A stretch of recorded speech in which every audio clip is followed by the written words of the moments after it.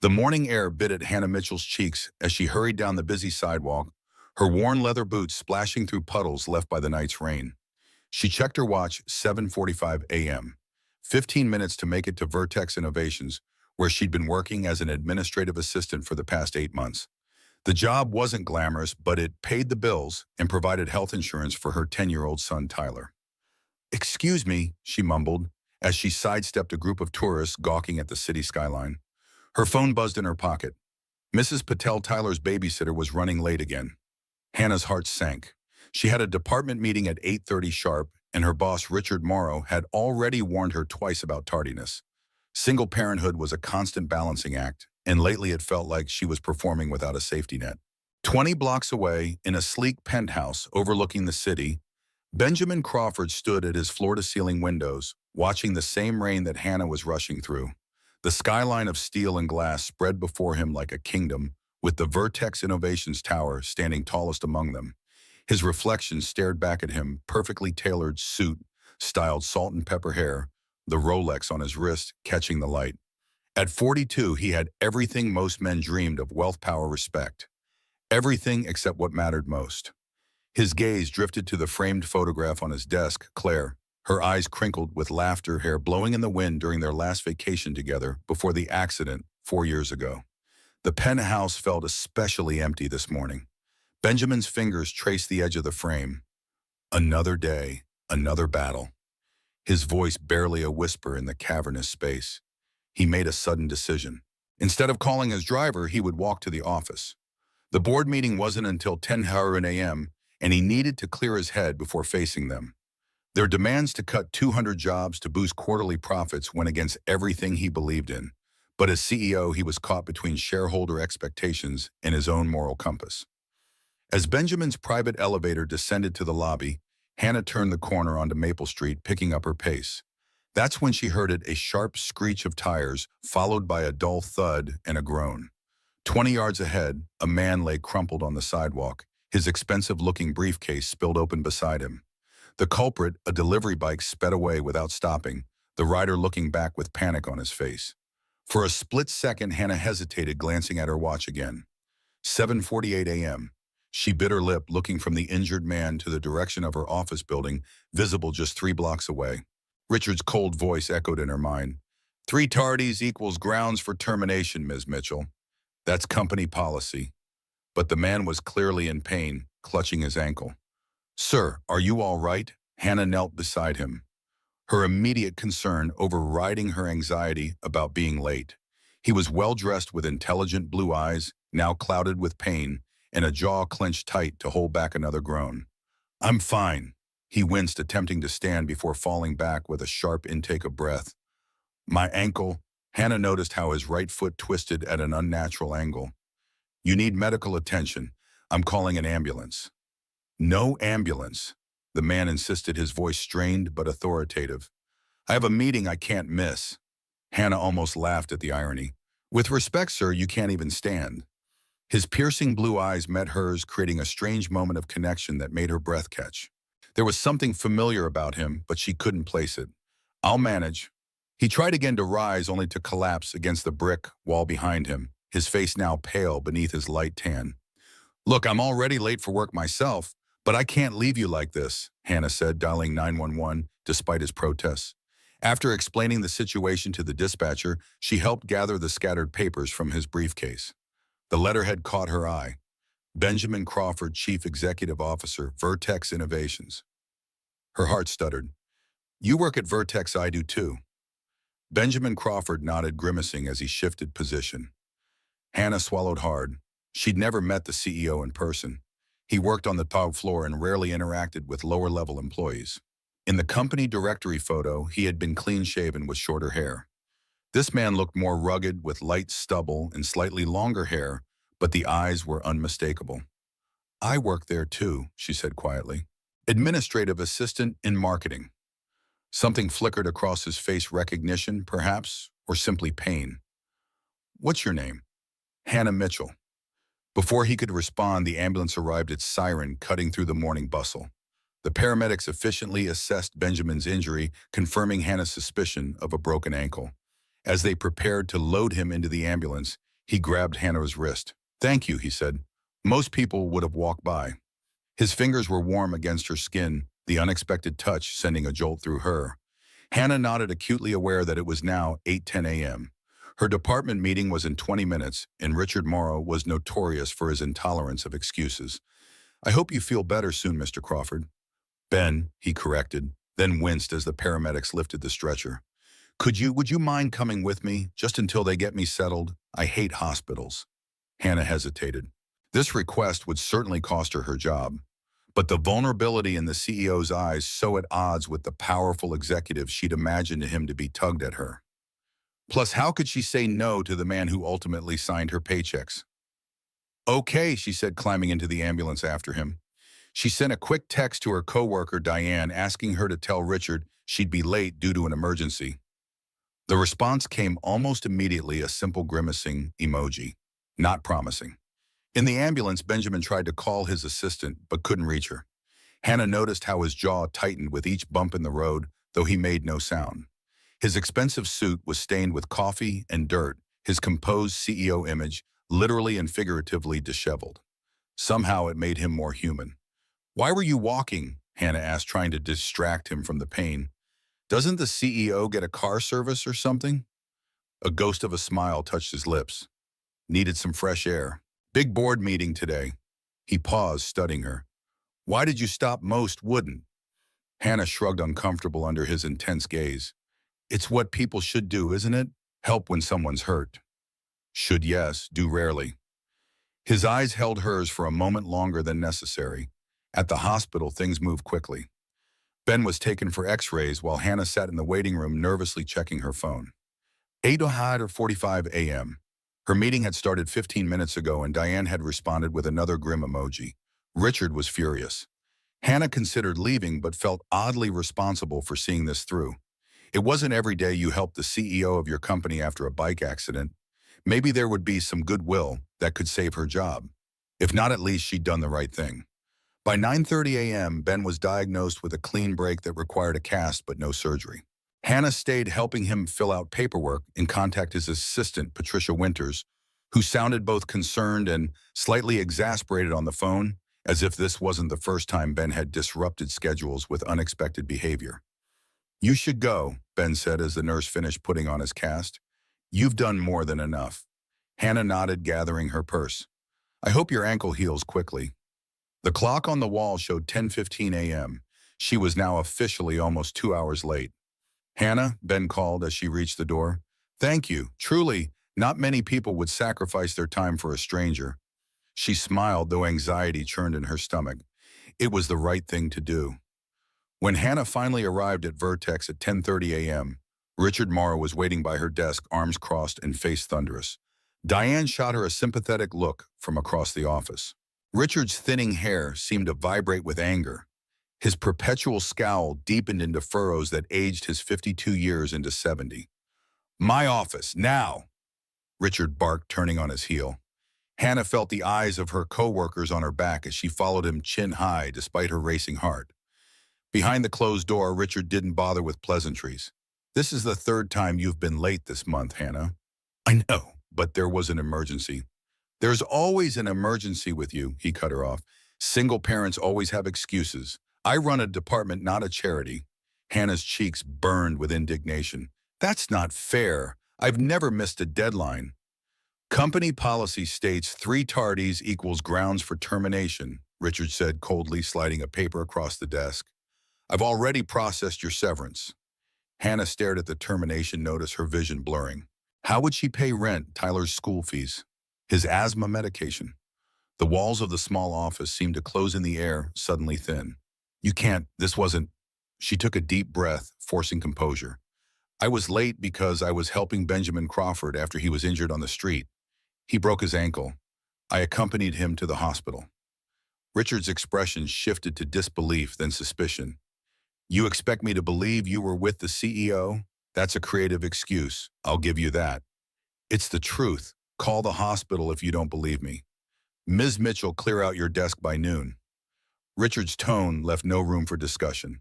"Security will escort you out."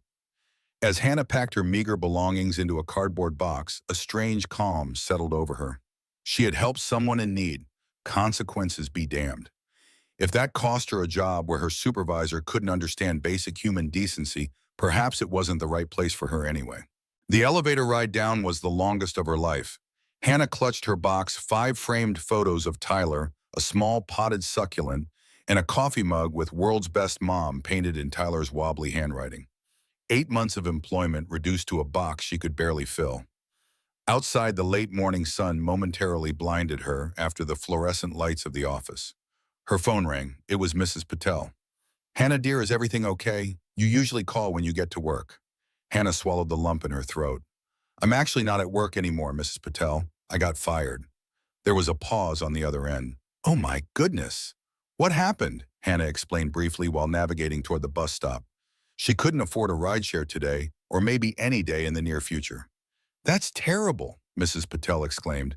"For helping someone injured, who does such a thing?" "Richard Morrow, apparently." Hannah sighed, setting her box on the bench at the bus stop. "Look, I'm going to start job hunting right away, but I might need to cut back on childcare hours until I find something." "Nonsense," Mrs. Patel replied firmly. "Ethan stays with me as usual until you are back on your feet. We'll work out the payment later." Tears welled in Hannah's eyes. "I can't ask you to." "You didn't ask. I offered. That's what neighbors do." Mrs. Patel's tone brooked no argument. "Now go home and rest today. Tomorrow you can fight the world again." Hannah thanked her and hung up, wiping away tears with the back of her hand. The kindness was overwhelming after Richard's coldness. As she boarded the bus, she couldn't help wondering what would happen to her small family now. The job market was tight, and Vertex had offered decent benefits. The thought of Tyler going without his medication made her stomach clench with anxiety. Back at her modest 2-bedroom apartment, Hannah set the box down on the kitchen counter and slumped onto a chair. She should be updating her resume, making calls to contacts applying for unemployment benefits, but exhaustion washed over her in waves. Just 15 minutes of rest, she told herself, laying her head on her arms. She woke to the sound of her phone buzzing. Disoriented, she checked the time. 1:30 p.m. She had slept for over 2 hours. The number on her screen was unfamiliar. "Hello," she answered groggily. "Is this Hannah Mitchell?" asked a crisp, professional female voice. "Yes, speaking." "This is Patricia Winters, executive assistant to Benjamin Crawford at Vertex Innovations. Mr. Crawford would like to speak with you. Are you available to come to the office tomorrow at 9:00 a.m.? Hannah sat up straight, fully awake now. "Mr. Crawford wants to see me. Why?" "He didn't share the specifics with me," Patricia replied, her tone warming slightly. "But he was quite insistent about arranging the meeting as soon as possible." Hannah's mind raced. Had Ben somehow learned about her termination? Was this about this morning's incident? Or perhaps Richard had said something disparaging, and now the CEO wanted to personally ensure she wouldn't cause trouble. "Miss Mitchell, are you still there?" "Yes, sorry," Hannah stammered. "Tomorrow at 9:00 a.m. works fine." After hanging up, Hannah paced her small living room. This meeting could be good news or terrible news, and not knowing which was excruciating. She spent the rest of the afternoon polishing her resume anyway, just in case the meeting went poorly. By the time Tyler returned home from school and aftercare, Hannah had applied to 5 positions online, none as promising as her role at Vertex had been. "Mom, why are you home early?" Tyler's face lit up as he dropped his backpack by the door, rushing to hug her. At 10, he was all gangly limbs and boundless energy, his sandy brown hair perpetually in need of a trim. Hannah held him tight, burying her face in his hair. "I had an interesting day," she said carefully. "How about we order pizza tonight? Special occasion." Tyler pulled back, his hazel eyes so like her own narrowed suspiciously. "We only get pizza on Fridays or when something big happens. It's Tuesday." Smart kid. Too smart sometimes. "Well," Hannah said, guiding him to the couch, "something big did happen. I'm not working at Vertex anymore." Tyler's expression fell. "You got fired. Why, you're the best at everything." The simple faith in his voice made her heart ache. "Thank you for the vote of confidence, buddy. It's complicated, but I helped someone who was hurt this morning, which made me late for work. My boss wasn't very understanding." Tyler frowned, processing this. "That's stupid. Helping people is more important than being on time. Hannah smiled despite everything. I think so too. And don't say stupid, please. Fine, that's illogical, Tyler amended using one of his favorite vocabulary words from science class. So what happens now? Now, Hannah said, reaching for her phone, we order that pizza, and tomorrow I have a meeting with someone important, and then I'll be looking for a new job. But don't worry, everything's going to be okay. As she said it, she desperately hoped it was true. Tyler didn't need to know that their emergency fund would only last 6 weeks, or that his asthma medication would need to be refilled in just 18 days. He didn't need to know that the rent was due in 10 days, or that her student loans wouldn't wait just because she'd lost her income. That night, after Tyler was asleep, Hannah sat at her small kitchen table with a cup of tea, rehearsing what she might say to Benjamin Crawford tomorrow. Would he be formal sympathetic, annoyed that she'd gotten involved in his accident? She had no idea what to expect, but one thing was certain: this meeting could change everything. Hannah arrived at Vertex Innovations headquarters 20 minutes early the next morning. She'd splurged on a rideshare, unwilling to risk being late for this mysterious meeting. The 40-story glass building seemed even more imposing now that she no longer belonged inside it. At the security desk, she hesitated. I have an appointment with Benjamin Crawford at 9 a.m. My name is Hannah Mitchell. I don't have my employee badge anymore. The security guard, Drew, whom she'd greeted every morning for 8 months, gave her a sympathetic look. I heard what happened, Hannah. That Morrow guy's always been a piece of work. He typed something into his computer. You're on the VIP list this morning. Take the executive elevator all the way to the top floor. The executive elevator. In her 8 months at Vertex, Hannah had never once ridden it. Regular employees used the bank of standard elevators, while the single brushed steel executive elevator whisked the company's leadership directly to the top floors. Thank you, Drew, she said, clutching her purse tightly as she walked across the marble lobby. The executive elevator was as luxurious inside as out wood-paneled walls, soft lighting, and completely silent as it ascended. Hannah's stomach fluttered with nerves. She'd chosen her outfit carefully, a navy blue dress she saved for special occasions paired with her only decent blazer and sensible heels. She wanted to look professional, not desperate, though she felt a healthy measure of both. The elevator opened directly into a sleek reception area. A striking woman with silver-streaked black hair looked up from behind a curved desk. Ms. Mitchell, I'm Patricia Winters. We spoke on the phone. Her handshake was firm, her smile reserved but not unfriendly. Mr. Crawford is expecting you. May I get you anything, coffee, water? Water would be nice, thank you, Hannah said, her throat suddenly dry. Patricia led her through a set of double doors into a spacious corner office with floor-to-ceiling windows, offering a panoramic view of the city. Benjamin Crawford sat behind a massive desk of polished walnut, his cast-encased foot propped on a cushioned stool. He looked up from his computer screen and smiled. Hannah Mitchell, please come in. He rose slightly, balancing on his good foot, a gesture of respect that surprised her. Patricia quietly set a glass of water on a side table before withdrawing, closing the doors behind her. Thank you for coming, Ben said, gesturing to the chair across from him. How are you feeling after yesterday's excitement? Hannah sat carefully smoothing her dress. I should be asking you that, Mr. Crawford. How's the ankle? Ben, please. He grimaced, looking down at his cast. 6 weeks in this contraption minimum. But it could have been worse if I'd tried to make it to the office on my own. His blue eyes fixed on hers. I understand you were terminated yesterday. Hannah's chest tightened.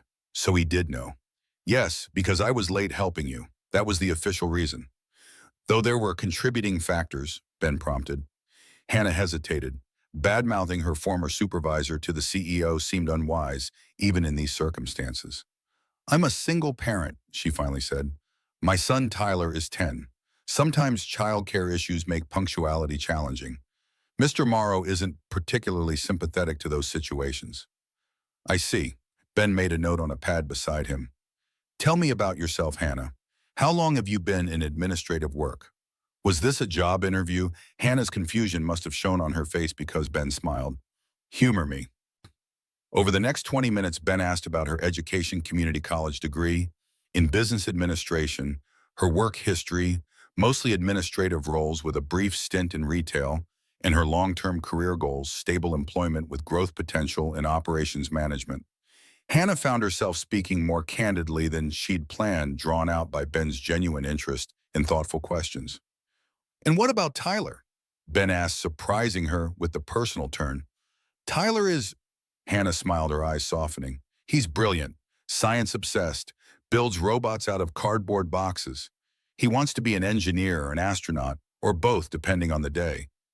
"Sounds like a remarkable kid," Ben said, and Hannah was struck by the genuine warmth in his voice.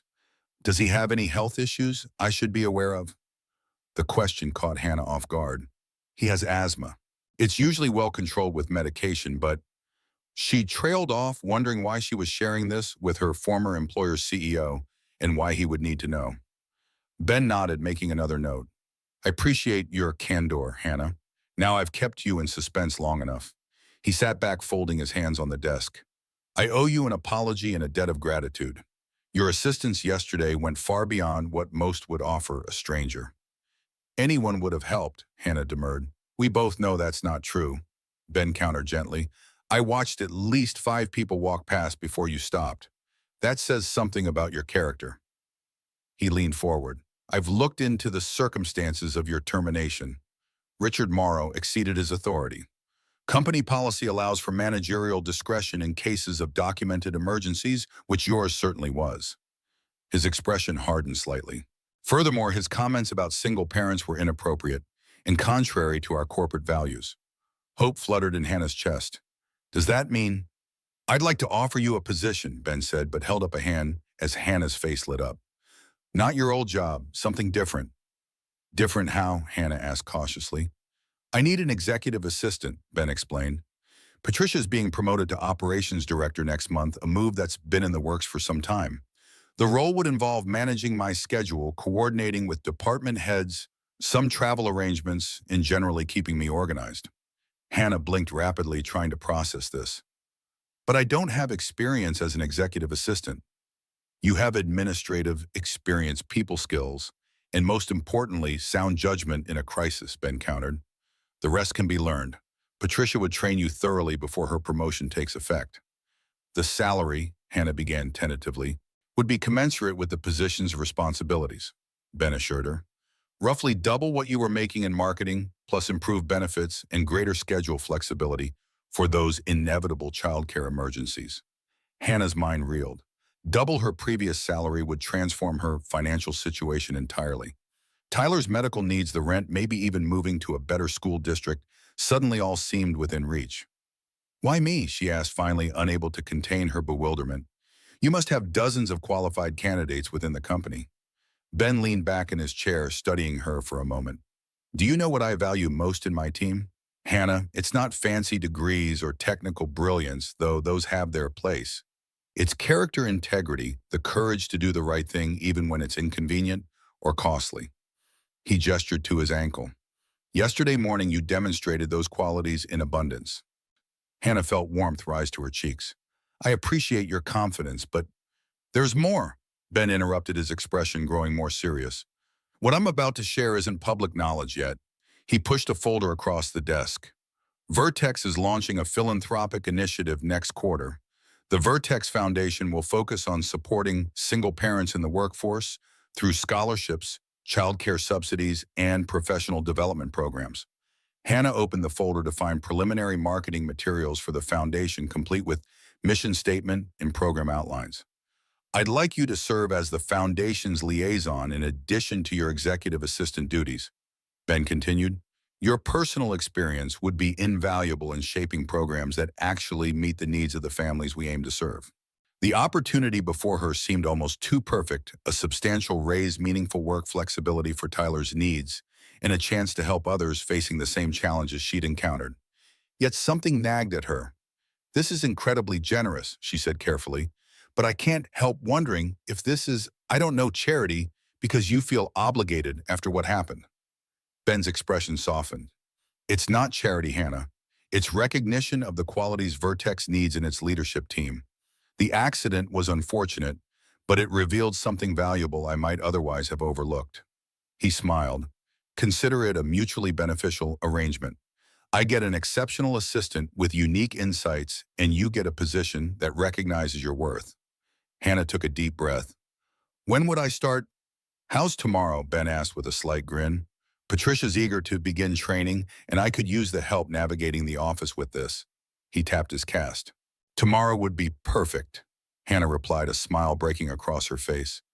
Thank you for this opportunity. I won't let you down. As she left Ben's office that morning, Hannah felt like she was floating. The weight that had pressed down on her shoulders since yesterday's firing had lifted, replaced by a lightness she hadn't felt in years. She would have to call Mrs. Patel right away with the news, and tonight she'd surprise Tyler with something special for dinner to celebrate. In the executive elevator heading down, Hannah caught sight of her reflection in the polished doors, the same woman as yesterday, but somehow changed. More hopeful, more confident. The doors opened to the lobby and she stepped out with her head held high. Good news, Drew asked from the security desk, noting her expression. The best, Hannah replied, unable to contain her smile. I'll be seeing you tomorrow morning. Regularly. Glad to hear it, Drew said with a grin.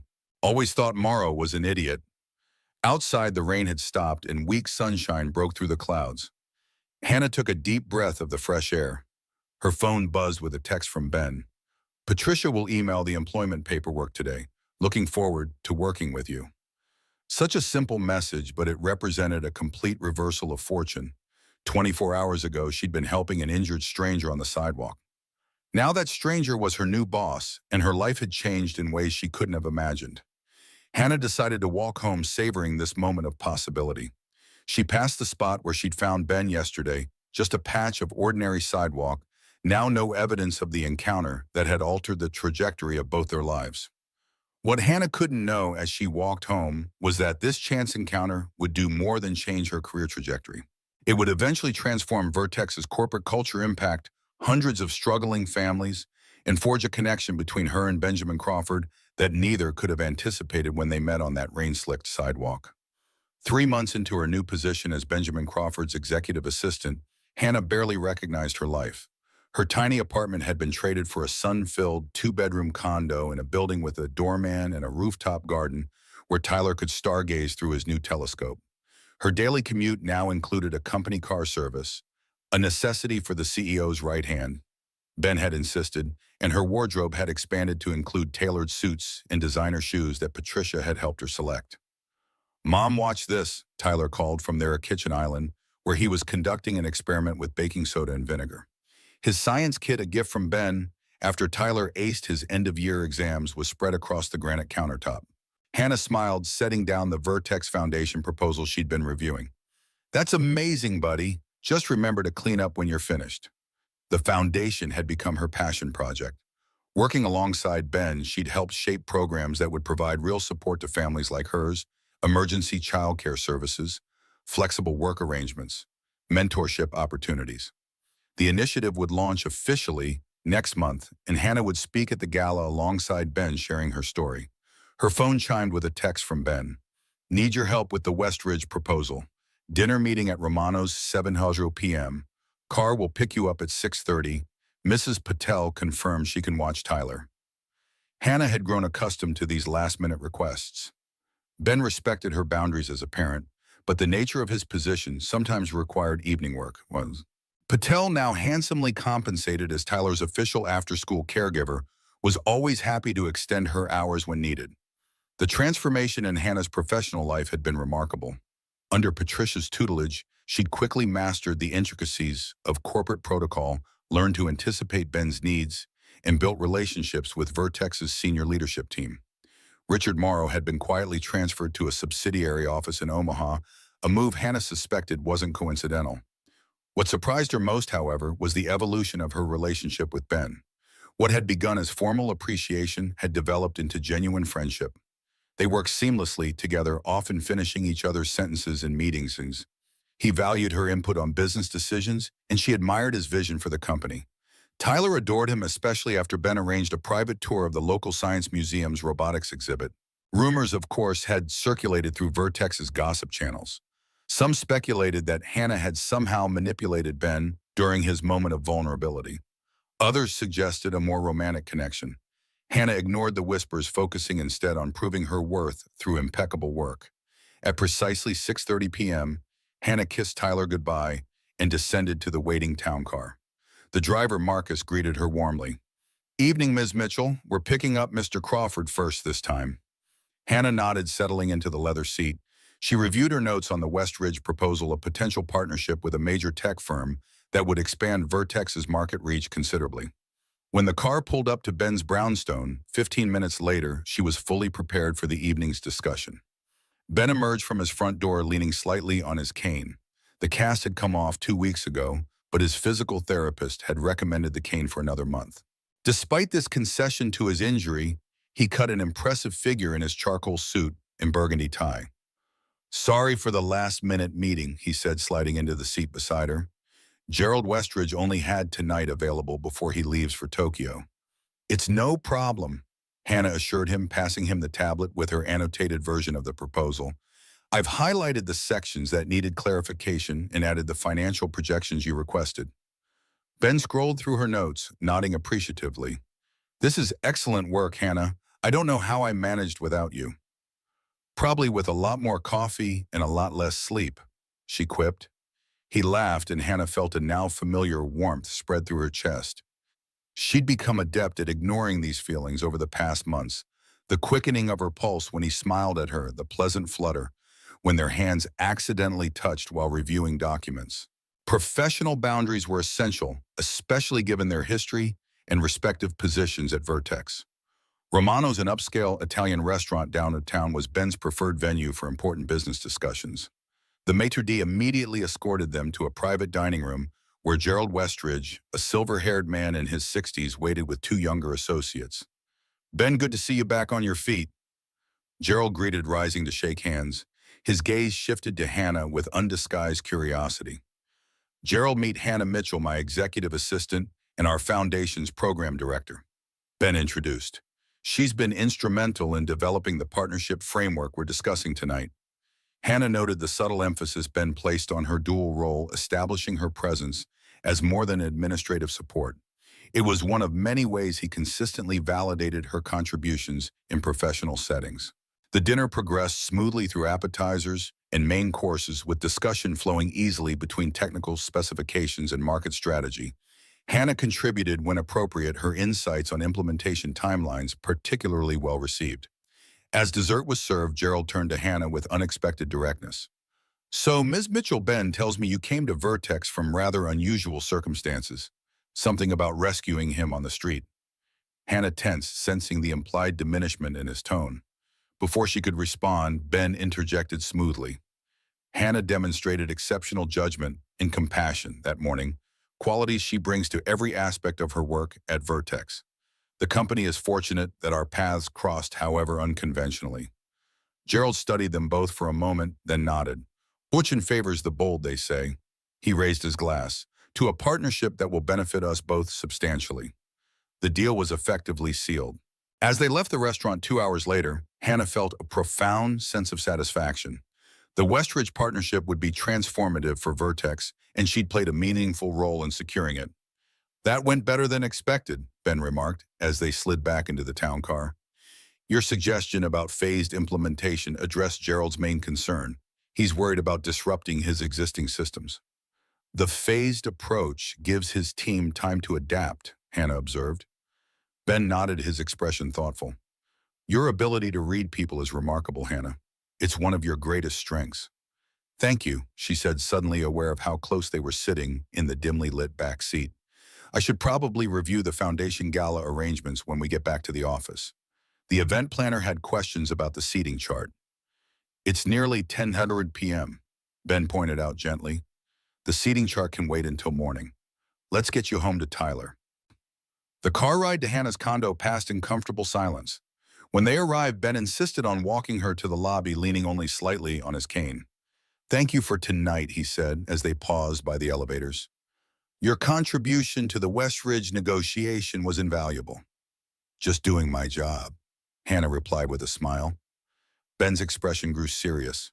"It's more than that, and we both know it." He hesitated, as if weighing his next words carefully. "Hannah, there's something I've been meaning to discuss with you." The elevator doors opened momentarily, distracting them both. When Hannah looked back at Ben, something in his eyes made her pulse quicken. "Yes," she prompted when he didn't continue. Ben shook his head slightly. Not here, not now. It can wait until after the foundation launch. We should both focus on making that successful. Hannah nodded, though curiosity burned within her. Good night, Ben. Good night, Hannah. As she rode the elevator up to her floor, Hannah's mind raced with possibilities. Was he going to restructure her position? Offer her a different role? The foundation launch was just 3 weeks away. Whatever Ben wanted to discuss, it clearly mattered enough to him to choose the right moment. The following week passed in a blur of foundation preparations. Hannah coordinated with caterers, finalized the guest list, reviewed her speaking notes, and managed Ben's increasingly packed schedule. They had little time for private conversation. Their interactions focused entirely on work. 2 days before the gala, Hannah was reviewing donor materials in Ben's office when Patricia knocked and entered, her expression troubled. Ben, Victoria Harrington is here to see you. Hannah saw Ben's posture stiffen almost imperceptibly. I don't have anything scheduled with Victoria. She says it's urgent, Patricia replied, her tone carefully neutral. Ben sighed. Send her in. As Patricia withdrew, he turned to Hannah. Victoria is my ex-wife. Hannah finished quietly. I remember from the background briefing when I started. What she didn't add was that she'd learned considerably more about Victoria Harrington Crawford in the months since a prominent corporate attorney, famously ambitious and rumored to have left the marriage, when Ben refused to relocate to London for her career advancement. Before Ben could respond, the door opened and Victoria swept in. Tall, impeccably dressed, with sleek blonde hair and sharp features, she radiated confident authority. Benjamin, she greeted coolly before her gaze settled on Hannah. I'd like to speak with you privately. Hannah is my executive assistant, Ben replied, his tone matching Victoria's in temperature. Anything you need to discuss with me can be said in her presence. Victoria's perfectly shaped eyebrows rose slightly. Very well. I'm returning to New York permanently. Anderson and Mercer is opening a branch office here, and they've offered me managing partnership. Congratulations, Ben said evenly, but I'm not sure why this required an unscheduled visit. Victoria's gaze flicked briefly to Hannah before returning to Ben. I thought we might reconsider our situation given the change in circumstances. The reasons for our separation no longer apply. The implication hung in the air like a thundercloud. Hannah felt suddenly acutely out of place, witnessing a conversation far too personal for her professional role. I should give you privacy, she murmured, gathering her materials. That's not necessary, Ben said, but Hannah was already moving toward the door. I'll check on the catering arrangements for the gala, she said, avoiding eye contact with either of them. Patricia has my number if you need anything. Once in the safety of her own office, Hannah sat heavily in her chair, her heart pounding uncomfortably. The poised, beautiful Victoria was exactly the type of woman she would have pictured with Ben, sophisticated, accomplished, moving in the same elite circles. Against that image, Hannah felt hopelessly outclassed despite her professional growth over recent months. More troubling was her emotional reaction. The sharp pang of jealousy that had struck her at Victoria's words confirmed what she'd been trying to deny. Her feelings for Ben had evolved far beyond professional admiration or friendship. She had fallen in love with her boss, a complication that could jeopardize everything she'd worked to achieve. Hannah managed to avoid Ben for the remainder of that day, burying herself in foundation preparations. She left the office early, claiming Tyler had a science project emergency, not entirely untrue, though his volcano model needed only minor adjustments. That evening, as Tyler slept, Hannah sat on her balcony with a glass of wine, confronting the reality of her situation. Her feelings for Ben had grown steadily over their months working together, nurtured by his kindness, intelligence, and the respect he showed her. But acting on those feelings risked everything: her job, her professional reputation, the foundation work that had become so important to her. And now Victoria had returned, clearly interested in reconciliation. Hannah had no illusion about competing with Ben's ex-wife, who shared his background, education, and social standing. Whatever Ben had wanted to discuss with her would likely be shelved now that Victoria was back in the picture. Adult problems, Hannah murmured to herself, echoing the phrase she often used when Tyler asked about matters beyond his understanding. The irony wasn't lost on her. For all her newfound professional confidence, she felt as helpless as a schoolgirl with her first crush. Her phone chimed with a text message. Are you all right? You left abruptly. Ben. Hannah stared at the screen, unsure how to respond. Honesty wasn't an option, but neither was she comfortable with outright deception. Just needed to help Tyler with his science project. All set for the gala rehearsal tomorrow. His response came quickly. Victoria's visit was unexpected. Nothing to worry about. See you tomorrow. Nothing to worry about. The words echoed in Hannah's mind as she tried to interpret their meaning. Was he reassuring her professionally? Or was there a deeper message? The next morning, Hannah arrived at the office early, determined to maintain absolute professionalism. The gala rehearsal was scheduled for noon at the Grand Meridian Hotel, where the actual event would take place tomorrow evening. As program director and a featured speaker, Hannah needed to walk through her presentation and coordinate with the audiovisual team. She was reviewing her notes in the hotel's ballroom when Ben arrived, looking slightly harried. Sorry I'm late, he said, setting down his briefcase. The board meeting ran long. No problem, Hannah replied, keeping her tone light. The technical team is just setting up the projector for my presentation. Ben studied her for a moment. Hannah, about yesterday. We should focus on the rehearsal, she interrupted gently. The foundation launch is too important to be distracted by other matters. A flicker of something disappointment perhaps crossed his face, but he nodded. You're right as usual. Let's get started. The rehearsal proceeded smoothly. Hannah's presentation on the foundation's mission was compelling, interweaving statistics with personal anecdotes about her experiences as a single parent. When she finished, the small audience of staff and hotel personnel applauded warmly. That was powerful, Ben said, approaching the podium as Hannah gathered her notes. You're going to move people tomorrow night. I hope so, she replied. These programs could change lives. They already have, Ben said quietly. Mine included. Before Hannah could respond, Patricia called Ben over to discuss a seating arrangement issue, leaving Hannah to wonder at his words. That evening, Tyler bubbled with excitement about the gala. Can I see your dress again? Mom, Hannah retrieved the midnight blue gown from her closet, another gift from Ben, who had insisted the foundation's director should look the part at the launch. The floor-length silk creation with its subtle silver embellishments was more elegant than anything she'd ever owned. You're going to look like a princess, Tyler declared. Is Mr. Ben going to be there? Of course, Hannah replied carefully, hanging the dress back up. He's the founder. Tyler nodded sagely. He likes you, you know. Hannah nearly dropped the hanger. What makes you say that? The way he looks at you, like Dad used to look at you in the old pictures before he left. Tyler's observation, delivered with childish directness, struck Hannah speechless. Plus, he continued, oblivious to her reaction. He told me. He what? When he took me to the Science Museum while you were at that marketing meeting, he asked if I'd mind if he spent more time with you. Hannah sat heavily on the edge of her bed. Tyler, what exactly did Ben say? Tyler shrugged. He said he cared about you a lot and wanted to know if I'd be okay with him taking you on a real date sometime. I told him you like Italian food and hate scary movies. Hannah felt lightheaded. Ben had discussed dating her with her son weeks ago, apparently, but had never broached the subject with her directly. Was this what he'd wanted to talk about the night Victoria returned the next evening? As Hannah prepared for the gala, her thoughts remained tangled. Mrs. Patel fussed over Tyler, promising movies and popcorn, while Hannah applied the finishing touches to her makeup. The car service would arrive in 15 minutes to take her to the Grand Meridian. You look beautiful, Mrs. Patel declared. That boss of yours won't know what hit him. Hannah blushed. It's not like that, Mrs. Patel. The older woman gave her a knowing look. If you say so, dear. The hotel ballroom had been transformed for the gala. Soft lighting, elegant floral arrangements, and Vertex Foundation banners tastefully displayed. As program director, Hannah needed to arrive early to ensure everything was in place. The guest corporate donors, community partners, and Vertex executives would begin arriving in an hour. She was checking the presentation setup one final time when she heard Ben's voice behind her. Hannah.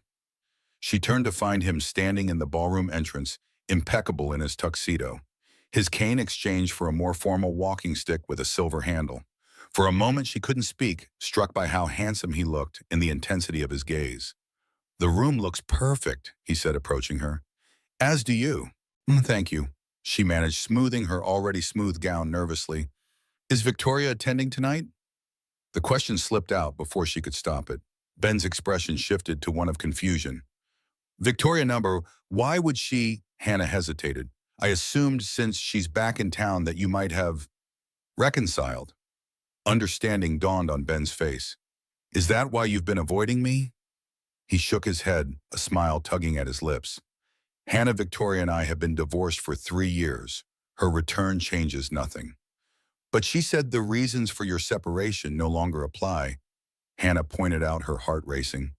The reason for our separation was that we wanted different lives, Ben explained gently. That hasn't changed. She's career-focused and has no interest in family life. He paused, taking a step closer. I want something quite different. The air between them seemed to vibrate with possibility. Hannah was acutely aware of their solitude in the vast ballroom, the staff busy in other areas of the hotel preparing for the evening. What do you want, Ben? She asked softly. I think you know, he replied, his voice equally quiet. I've wanted to talk to you about it for weeks, but the timing never seemed right. Then Victoria showed up, and you started avoiding me. Hannah took a deep breath. Tyler told me you spoke with him about us.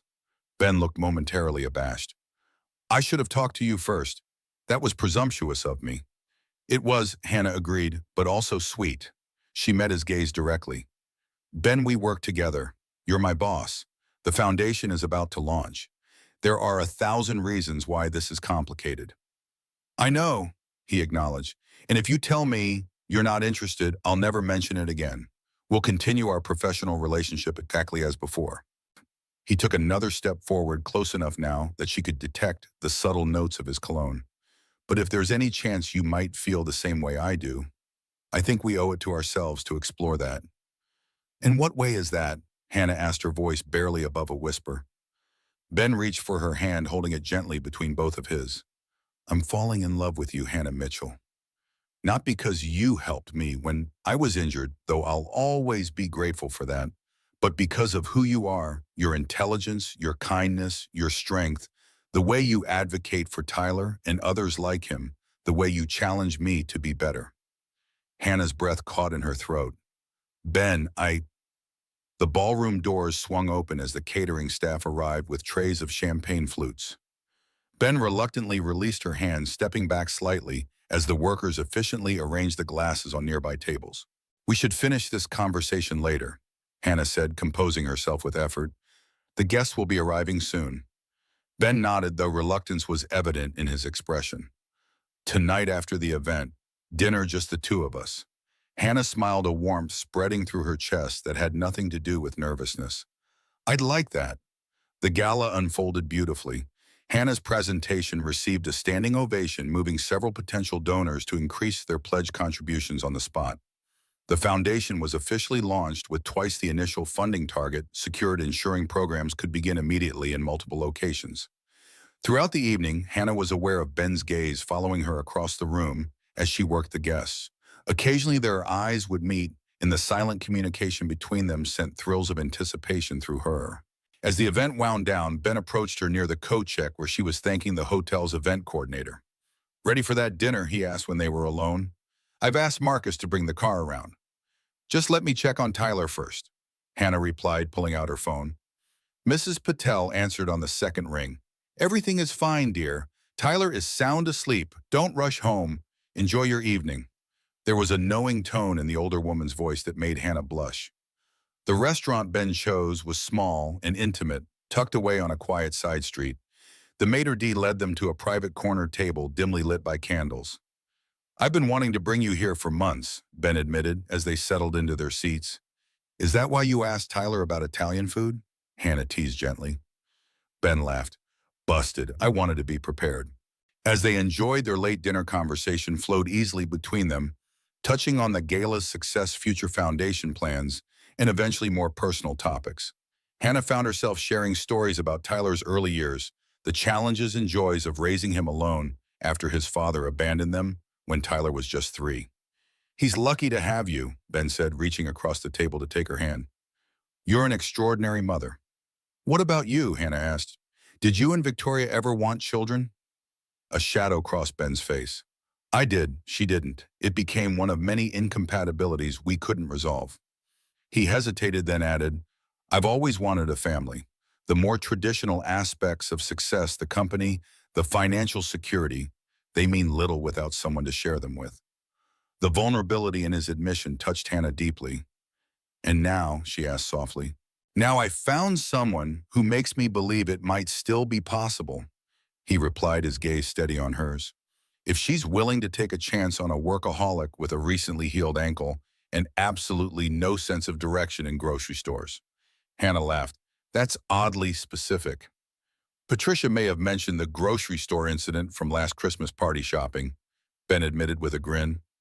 As they finished their meal, the easy banter between them gradually shifted to something more serious, more charged with possibility. Where do we go from here? Hannah asked as Ben helped her into her coat. Professionally, I mean. There will be talk. There's already talk, Ben pointed out. But I understand your concern. If you'd prefer, we could restructure your role to report directly to the board for foundation matters and to Patricia for administrative duties. Hannah nodded, touched by his thoughtfulness. That might be best, at least initially. I don't want anyone questioning my contributions or your judgment. Outside the restaurant, snow had begun to fall, lightly dusting the sidewalk with delicate crystals. Marcus waited with the car, but Ben made no move toward it immediately. I know this is complicated, he said, taking both her hands in his, and we have a lot to figure out, but I want you to know I'm serious about this, about us. Whatever challenges come, we'll face them together. Hannah looked up at him, snowflakes catching in his dark hair. 6 months ago, she'd been a struggling single mother, desperate to keep a job that barely covered her bills. Now she stood on a snow-dusted sidewalk with a man who respected her mind, valued her work, adored her son, and somehow improbably loved her. Together sounds perfect, she whispered, rising on tiptoes to press her lips gently to his. As Ben's arms enfolded her, deepening the kiss as snowflakes swirled around them, Hannah felt the final pieces of her new life clicking into place. The woman who had stopped to help an injured stranger that rainy morning could never have imagined where compassion would lead her to professional fulfillment, financial security, and now to love with a man who saw her true worth. When they finally broke apart, Ben's eyes shone with happiness. I should get you home to Tyler. Yes, Hannah agreed, though she made no move to step away from his embrace. But tomorrow maybe you could come over for dinner. Tyler's been wanting to show you his volcano project. I'd like that very much, Ben replied, brushing a snowflake from her cheek with tender care. As they drove through the gently falling snow toward Hannah's condo, her hand clasped firmly in Ben's. Hannah reflected on the strange, wonderful journey that had brought her here. One act of kindness on a hectic morning had changed everything, not just for her and Tyler, but for countless families who would benefit from the foundation born from that chance encounter. Some might call it fate. Hannah preferred to think of it as proof that doing the right thing, even when difficult, could lead to possibilities beyond imagination. And as Ben's thumb traced gentle circles on her palm, she silently thanked the universe for that rainy morning when being late to work had somehow led her exactly where she was meant to be. The following weeks brought a blissful rhythm to Hannah's life. Her professional relationship with Ben evolved smoothly into something deeper, the transition made easier by their already strong working partnership. True to his word, Ben had restructured Hannah's reporting lines, minimizing potential conflicts of interest. She now reported to Patricia for administrative matters and directly to the board for foundation business. The arrangement silenced most critics who might have questioned their relationship. Tyler had embraced the change with characteristic enthusiasm. His initial meeting with Ben as Mom's boyfriend, rather than Mr. Ben from work, had been marked by a solemn handshake and an earnest interrogation about Ben's favorite scientific discoveries. By the end of dinner, they were designing a robot together on napkin sketches. Hannah watched this budding relationship with a mixture of joy and cautious optimism. She'd been hurt before. Tyler's father had promised forever, only to disappear at the first sign of responsibility. But Ben was different. He showed up consistently, not just for the fun moments, but for the mundane ones too. He helped Tyler with homework, attended his science fair, and once rushed over at 2 a.m. when Tyler had an asthma attack, arriving before the emergency inhaler had fully eased the boy's breathing. That night stood out in Hannah's memory. The sight of Ben in rumpled pajama pants, in a hastily thrown-on sweater, his hair disheveled, concern etched across his face as he burst through the door. It was the moment she realized she was fully in love with him. After Tyler had fallen asleep again, breathing normally, Ben had pulled Hannah close on the couch. You should have called me sooner. His whisper caught in his throat, emotion making his voice rough. when it comes to you and Tyler, nothing else matters. Not work, not sleep, nothing. You're my family now. Family. The word had hung in the air between them, momentous and fragile. Neither had spoken of marriage yet. The implication of permanence was clear in Ben's words. Hannah had simply nestled closer too, overwhelmed to respond, but communicating everything in the way she held on to him. Spring arrived, melting away the last patches of winter snow and bringing with it the 6-month anniversary of the foundation's launch. The initiative had proven even more successful than anticipated. Applications for scholarships and childcare subsidies poured in daily, and the professional development workshops consistently reached capacity. Media coverage had been overwhelmingly positive, with several major corporations reaching out to replicate Vertex's model. Hannah had become the face of the foundation, her personal story lending authenticity to its mission. She'd spoken at conferences across the country, sometimes with Tyler in tow, when scheduling permitted. The boy had become something of a mascot, charming audiences with his intelligent questions and enthusiasm for helping moms and dads like mine. The travel schedule was demanding but manageable, with Ben's support and Mrs. Patel's unwavering assistance. Hannah's only concern was finding balance, ensuring Tyler didn't feel neglected amid her growing professional responsibilities and new relationship. So far, the boy seemed to be thriving, his grades excellent and his social circle expanding. Having positive male influence in his life had boosted his confidence noticeably. On a warm April morning, Hannah sat in her office reviewing applications for the Foundation's summer internship program when Patricia knocked on her door. "The board wants to see you. Conference room A as soon as possible." A flutter of anxiety rippled through Hannah. Unscheduled board meetings rarely brought good news. "Did they say what it's about?" Patricia's expression revealed nothing. "They just asked for you specifically, not Ben." Strange. Hannah straightened her blazer and gathered her tablet, mind racing through potential scenarios. Had someone complained about her dual role? Was there an issue with the foundation finances she'd overlooked? She'd been meticulous with the budget, but perhaps... The boardroom fell silent as Hannah entered. 7 pairs of eyes turned to her, expressions unreadable. Harold Winters, the board chairman, gestured to an empty seat.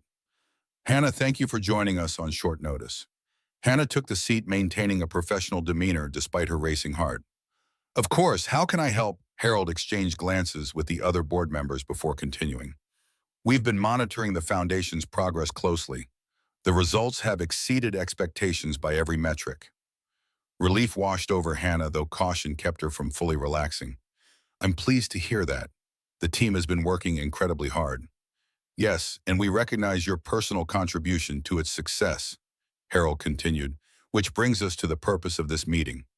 We'd like to offer you a new position, Executive Director of the Vertex Foundation, reporting directly to the board with a substantial budget increase and the authority to hire a full staff." Hannah blinked, processing the unexpected offer. "Executive Director, but what about my responsibilities as Ben's assistant?" Marilyn Chen, the only female board member, leaned forward. "This would be a full-time position, Hannah. We believe the foundation has grown to require dedicated leadership separated from Mr. Crawford's office.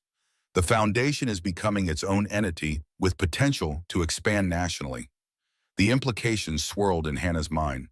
This was a remarkable opportunity, a significant promotion with greater autonomy and the chance to impact even more families. Yet it would fundamentally change her working relationship with Ben. No longer his assistant, she would instead be a peer executive, answerable only to the board. "This is unexpected," Hannah managed. "I'm honored by your confidence, but I'd need to discuss this with Ben.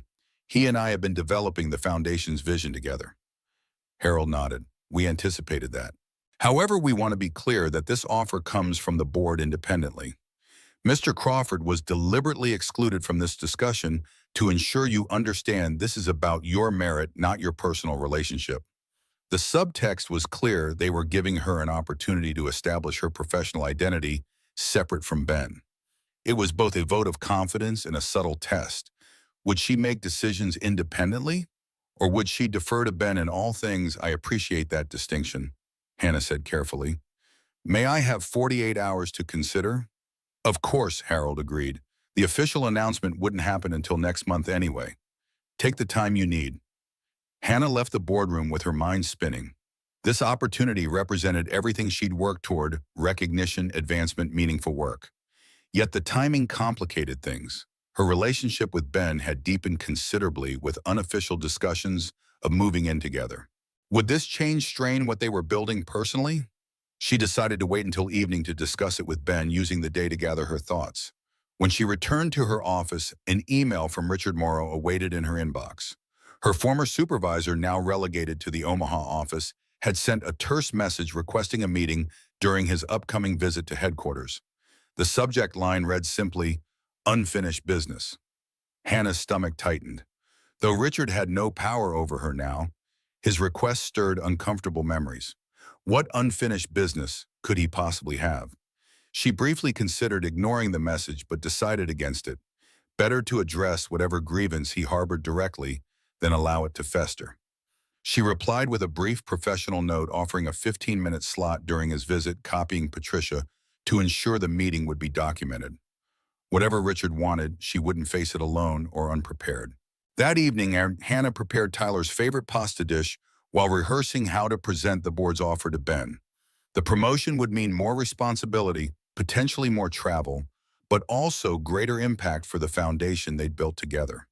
Would he see it as a natural progression, or feel she was choosing career over their partnership?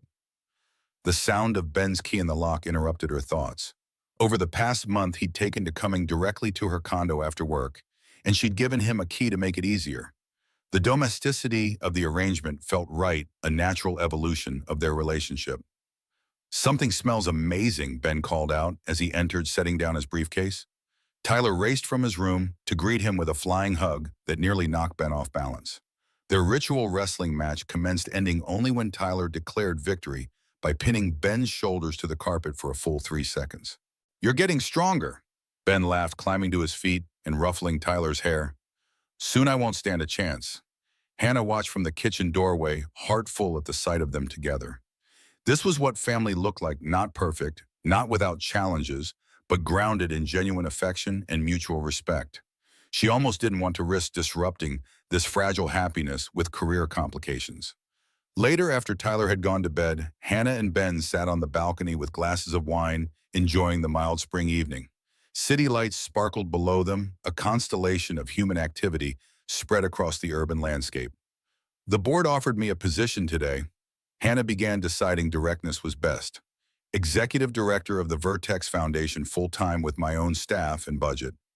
Ben's expression shifted from surprise to understanding to pride in rapid succession. "Hannah, that's incredible. You've more than earned it." "You're not upset?" The question escaped before she could consider it. "Upset? Why would I be upset about the woman I love being recognized for her exceptional work?" Ben set down his wine glass, turning to face her fully. "Did you think I'd want to hold you back?" Hannah hesitated, trying to articulate her concerns. "Not hold me back exactly, but it would change things between us professionally. I wouldn't be working directly with you anymore." "True," Ben acknowledged. "I'll miss having you in the next office. But the foundation has always been your vision as much as mine, maybe more so. No one understands its mission better than you do." His support loosened the knot of anxiety in Hannah's chest, though one concern remained. "It might mean more travel, more late nights. I'm already struggling to balance everything with Tyler." "Then we adjust," Ben said simply. "Maybe I move in, help with Tyler when you're traveling, or we hire additional help. There are solutions, Hannah. What matters is that you want this role." Did she want it? The question echoed in her mind. 6 months ago, such an opportunity would have seemed impossible. Now it felt like the natural next step in her unexpected journey. "I think I do," she admitted. "It's just happening so fast." Ben reached for her hand, lacing his fingers through hers. Life rarely gives us the luxury of perfect timing. Sometimes we have to grab opportunities when they appear and figure out the details as we go. The wisdom in his words resonated with Hannah. Wasn't that exactly what she'd done that rainy morning when she'd stopped to help an injured stranger? That split-second decision had changed everything. Why should this choice be different? "There's one more thing," she said, remembering the email. "Richard Morrow wants to meet when he visits headquarters next week. He called it unfinished business." Ben's expression darkened. "Do you want me there?" Hannah considered the offer. Having been present would send a clear message about her position now, but it might also prevent Richard from speaking freely. No, I need to handle this myself, but I'll let you know what happens. I have complete faith in you, Ben said, squeezing her hand. And if he says anything inappropriate, remember you now outrank him considerably. The thought brought a smile to Hannah's face. The nervous administrative assistant Richard had bullied was gone, replaced by a confident executive who knew her worth. Whatever Richard wanted to discuss, she could handle it. The following week passed in a blur of preparations. Hannah accepted the board's offer, worked with Patricia to develop a transition plan for her assistant duties, and began outlining a vision for the foundation's expansion. She also discreetly researched Richard Morrow's performance in Omaha, discovering his transfer had effectively been a demotion. The subsidiary office was struggling, and rumors suggested Richard might be looking to return to headquarters. On the morning of their scheduled meeting, Hannah dressed with particular care, choosing a tailored charcoal suit that projected authority without ostentation. She arrived at the small conference room 10 minutes early, preferring to establish herself in the space rather than allowing Richard to set the tone. Richard entered precisely on time, his expression souring when he found Hannah already seated at the head of the table. He'd aged in the months since she'd last seen him, the strain of his reduced circumstances evident in the new lines etched around his mouth and eyes. "Ms. Mitchell," he began stiffly, taking the seat across from her. "Thank you for agreeing to meet." Hannah nodded, maintaining a neutral expression. "Of course. How can I help you, Richard?" The use of his first name, a subtle reminder of their now reversed power dynamic, wasn't lost on him. His jaw tightened momentarily before he continued. "I'll be direct. The Omaha position isn't working out. I'm exploring options to return to headquarters, and I need your assistance." The request caught Hannah off guard. What possible help could she provide? "I'm afraid I don't understand. Personnel decisions aren't within my purview." Richard's facade of politeness slipped, revealing the bitterness beneath. "Don't play naive. Everyone knows you have Crawford wrapped around your finger. A word from you could secure my transfer back." The insinuation ignited a flash of anger in Hannah's chest, but she kept her voice level. "If you're suggesting I use my personal relationship to influence hiring decisions, I'm afraid you've misunderstood both my ethics and Ben's. He makes personnel choices based on merit and performance, not personal favors." Richard leaned forward, desperation edging into his tone. "Look, I made a mistake with you. I acknowledge that. But my record before that was exemplary. 15 years of service to this company should count for something." "It does count," Hannah agreed, "which is why you were offered a transfer rather than termination when you violated company policy regarding emergency absences and made discriminatory comments about single parents." The blood drained from Richard's face. "You recorded that conversation." "I didn't need to. Ben conducted a thorough investigation before making any decisions. Your pattern of behavior was well documented by HR complaints that predated my situation." Hannah gathered her notes, signaling the meeting was concluding. "If you want to return to headquarters, Richard, I suggest demonstrating the kind of leadership and results that would make you valuable here. I can't help you bypass the usual performance evaluation process." Richard's expression hardened into something ugly. "So that's it. You get everything, the promotion, the boyfriend, the fancy apartment, and I get nothing. All because you played the damsel in distress with Crawford." Hannah stood straightening to her full height. "No, Richard. You're in your current position because of your choices and actions. I'm in mine for the same reason. The difference is I'm willing to learn and grow from challenges while you're looking for someone to blame for yours." She moved toward the door, then paused with her hand on the handle. "I wish you success in Omaha. I truly do. But that success depends entirely on you, not on me or Ben or anyone else." As she walked away, Hannah felt a weight lifting from her shoulders. The confrontation she dreaded had instead become a moment of clarity. She had earned her position through merit and hard work. No one, not Richard, not the board, not even Ben, could take that accomplishment from her. The official announcement of Hannah's promotion came the following week, generating considerable buzz throughout the company. Most responses were positive, especially from those who had worked directly with the foundation. A few cynics muttered about favoritism, but such whispers quickly died in the face of Hannah's documented achievements and the board's unanimous endorsement. Ben hosted a celebration dinner at his brownstone, inviting the foundation team, Patricia, and a few key supporters. Tyler was granted the honor of making a toast, which he delivered with surprising poise for a 10-year-old, to my mom, who always does the right thing even when it's hard and helps other people do the same. The simple tribute brought tears to Hannah's eyes. For all her professional accomplishments, Tyler's pride remained her greatest reward. As guests mingled after dinner, Hannah slipped away to Ben's study for a moment of quiet reflection. The wood-paneled room with its wall of books and comfortable leather chairs had become one of her favorite spaces in his home. She was examining a framed photograph of Ben with his parents when he joined her, closing the door softly behind him. "Hiding from your admirers," he teased gently. "Just taking a breath," Hannah replied. "It's been quite a day." Ben nodded, moving to stand beside her. "My parents would have liked you," he said, noticing the photo in her hands. "Especially my mother. She believes success was measured by character, not achievements." "Tell me about her," Hannah encouraged. Though Ben occasionally mentioned his parents, he rarely elaborated on their relationship. A soft smile touched his lips. "She was a kindergarten teacher, believed education was the great equalizer. Dad was an engineer who built bridges. Literal bridges, not metaphorical ones, though I suppose he did both in his way. They died in a car accident when I was in college." The revelation explained much about Ben: his focus on education and the Foundation's programs, his drive to build something meaningful beyond financial success, his understanding of loss. "That must have been incredibly difficult," Hannah said quietly. "It was," Ben acknowledged, "but they left me with a clear sense of purpose. They believed wealth created responsibility toward others. When Vertex took off, I promised myself I'd use its success to make a difference." He turned to face her, fully taking both her hands in his. "Hannah, seeing you lead the foundation, watching you transform an idea into something that's helping real families, it's fulfilling that promise in ways I never imagined possible." The emotion in his voice touched something deep within her.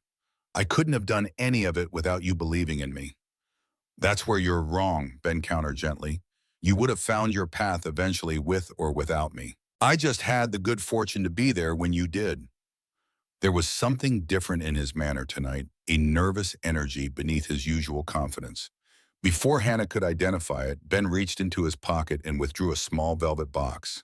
"I had a whole speech prepared," he said, his voice suddenly husky, "about timing and fate, and how sometimes the most important moments in life come from unplanned detours. But standing here now, all I can think is how much I love you and Tyler, and how I want to build a life with you both." He opened the box, revealing a cushion-cut diamond set in a simple platinum band. "Hannah Mitchell, will you marry me?" The world seemed to stop, every detail of the moment crystallizing in Hannah's memory: the soft light from the desk lamp, the faint sounds of conversation from the party beyond the door, the hopeful vulnerability in Ben's eyes. 6 months ago, she'd been fighting to keep a job that barely covered her bills. Now she stood on the threshold of a future brighter than any she'd dared imagine. "Yes," she whispered, then more firmly. "Yes, absolutely yes." As Ben slid the ring onto her finger, his hands trembling slightly, Hannah marveled at the journey that had brought them here. One split-second decision on a rainy morning had altered the course of both their lives, creating something neither could have anticipated or planned. Ben pulled her close, sealing their engagement with a kiss that promised a lifetime of partnership. When they finally broke apart, Hannah rested her forehead against his. "Should we tell everyone now or wait?" "That depends," Ben replied. "How do you feel about Tyler finding out from someone else?" Hannah laughed, imagining her son's indignation at being the last to know such momentous news. "You're right. Tyler first, then everyone else." They found him in the living room, engaged in an animated discussion about robots with one of the Foundation's tech advisors. His face lit up as they approached, intuition telling him something important was happening. "Tyler," Hannah began, kneeling to his eye level, "Ben has asked me to marry him, and I've said yes. How would you feel about that?" Tyler's gaze shifted between them, then dropped to the ring now adorning his mother's finger. For a heart-stopping moment, Hannah feared he might object. Then his face split into a wide grin. "Does this mean Ben will live with us all the time? And I can call him Dad?" The question, so practical and emotional at once, brought fresh tears to Hannah's eyes. "Yes," to the first question. "As for the second, that's something you and Ben should discuss together." Ben knelt beside Hannah, facing Tyler with equal seriousness. "I would be honored if you wanted to call me Dad someday, Tyler. But I also understand if you need time. Whatever you decide is okay." Tyler considered this with the solemnity only children can bring to important decisions. I think I'll start with Ben, but maybe try Dad later when it feels right. Is that okay? That's perfect, Ben assured him, voice thick with emotion. Tyler nodded, satisfied with the arrangement. Can I tell everyone at the party Diego at school said when his mom got engaged, he got to make the announcement and everyone clapped? Hannah exchanged amused glances with Ben. Absolutely. It's your announcement to make. Tyler needed no further encouragement. He dashed into the center of the living room and climbed onto the coffee table, despite Hannah's reflexive move to stop him. Excuse me? Everybody, I have an important announcement. The room fell silent as guests turned toward the boy. My mom and Ben are getting married, and I'm going to have a real family again. The simplicity and honesty of the declaration touched everyone present. Applause erupted, followed by congratulations and embraces. Patricia wiped away tears while mumbling something about knowing all along, and even Harold from the board seemed genuinely moved. In the midst of the celebration, Hannah felt a momentary pang for the younger version of herself, who had struggled alone for so long, believing that was simply her lot in life. If she could send a message back through time, what would she say? That hardship wasn't forever, that kindness would eventually be rewarded, that love could appear in the most unexpected circumstances. Perhaps she would simply say, keep going, keep believing, keep helping others whenever you can. The path forward may not be clear, but each step taken with integrity leads somewhere worth reaching. As Ben's arm encircled her waist and Tyler leaned against her side, Hannah knew she had indeed reached somewhere worth being. Not an ending, but a beginning. One built on the foundation of that singular moment when she'd chosen compassion over convenience, setting in motion a chain of events that had transformed not just her life, but countless others through their shared work. Outside Ben's brownstone, a gentle spring rain began to fall, echoing the downpour on that fateful morning when their paths first crossed. The symmetry wasn't lost on Hannah. From rain to rain, again a full cycle completed, and a new one beginning. Whatever challenges lay ahead, they would face them together as a family, united by choice and circumstance, by luck and determination, by the simple, profound power of human connection. When the last guest had departed and Tyler had finally fallen asleep in the guest room that would soon be permanently his, Hannah and Ben stood together on the brownstone's small back terrace, listening to the rain patter against the awning. The city spread before them, a tapestry of lights blurred by raindrops, beautiful in its imperfect complexity. Are you happy? Ben asked, his arms wrapped around her from behind, chin resting lightly on her head. Hannah leaned into his embrace, feeling the solid strength of him against her back. Completely, she answered truthfully. Are you? His arms tightened fractionally. More than I ever imagined possible. Though I should warn you, my cooking skills are severely limited to breakfast foods and one very specific pasta dish. Hannah laughed, turning in his arms to face him. Fortunately, I happen to be an excellent cook, and Tyler makes a mean peanut butter sandwich when all else fails. A perfect family skill set, Ben murmured, brushing a strand of hair from her face. We should start looking at houses soon. Something with a yard for Tyler, maybe a home office for you. The thought of house hunting together, of creating a shared space that would be truly theirs, filled Hannah with quiet joy. The future stretched before them, full of ordinary moments that strung together would create an extraordinary life. School mornings and family dinners, holiday traditions, and quiet Sunday afternoons, the simple rhythms that form the heartbeat of a family. First, we need to set a wedding date, Hannah reminded him. Nothing extravagant, just family and close friends. Whatever you want, Ben agreed. Though the board will be disappointed if they're not invited, Harold was already dropping hints about a speech. Hannah groaned playfully. The price we pay for corporate success, mandatory attendance of executives at personal life events. A small sacrifice, Ben countered, considering all we've gained. As they stood together in the gentle rain, newly engaged and on the cusp of a shared future, Hannah reflected on the journey that had brought them here. From desperate single mother to respected executive, from lonely widower to loving partner and father figure, their paths had converged in a moment of simple human kindness that had blossomed into something neither could have foreseen. Life rarely followed a predictable course. It twisted and turned, presenting obstacles and opportunities in equal measure. The true test wasn't avoiding challenges, but facing them with courage and integrity and allowing them to shape but never define you. Hannah had learned this lesson through years of single parenthood, and now she would apply it to building a marriage and blended family with Ben. There would be adjustments and compromises, moments of frustration alongside those of joy. Tyler would need time and patience as he adapted to a new family structure. The foundation would demand attention and energy, as would their relationship. Balance would be an ongoing negotiation rather than a fixed achievement. But standing there in Ben's arms with the rain creating a gentle soundtrack to their embrace, Hannah felt equal to whatever challenges lay ahead. They had built something solid together, a relationship founded on mutual respect, shared values, and genuine love. The rest they would figure out day by day, step by step, together. Word. Count 699 words. Summer arrived with a flurry of changes for Hannah, Ben, and Tyler. The wedding plans evolved from a simple ceremony to a slightly larger affair as Ben's business associates and Hannah's growing professional network expanded the guest list. They compromised on a September date, choosing the Botanical Gardens as their venue, elegant, without being ostentatious, with plenty of open space for Tyler and the other children to explore. House hunting proved more challenging than expected. Ben favored historic brownstones with character and original woodwork, while Hannah prioritized practical considerations like school districts and modern kitchens. After viewing 17 properties across 5 neighborhoods, they finally discovered a compromise: a renovated Victorian with updated amenities in a family-friendly area with excellent schools. The spacious backyard featured a mature maple tree, perfect for the treehouse Tyler had been sketching since the engagement announcement. As they toured the master bedroom with its bay windows overlooking the garden, Hannah could envision their life unfolding within these walls: weekend breakfasts in the sunny kitchen, homework sessions at the dining room table, quiet evenings on the wraparound porch.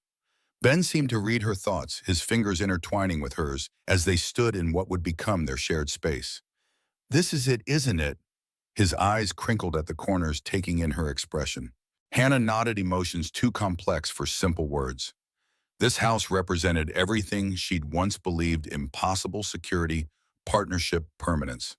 "It feels like home already." "Then let's make it ours." Ben squeezed her hand, decision made. The foundation's growth matched their personal milestones.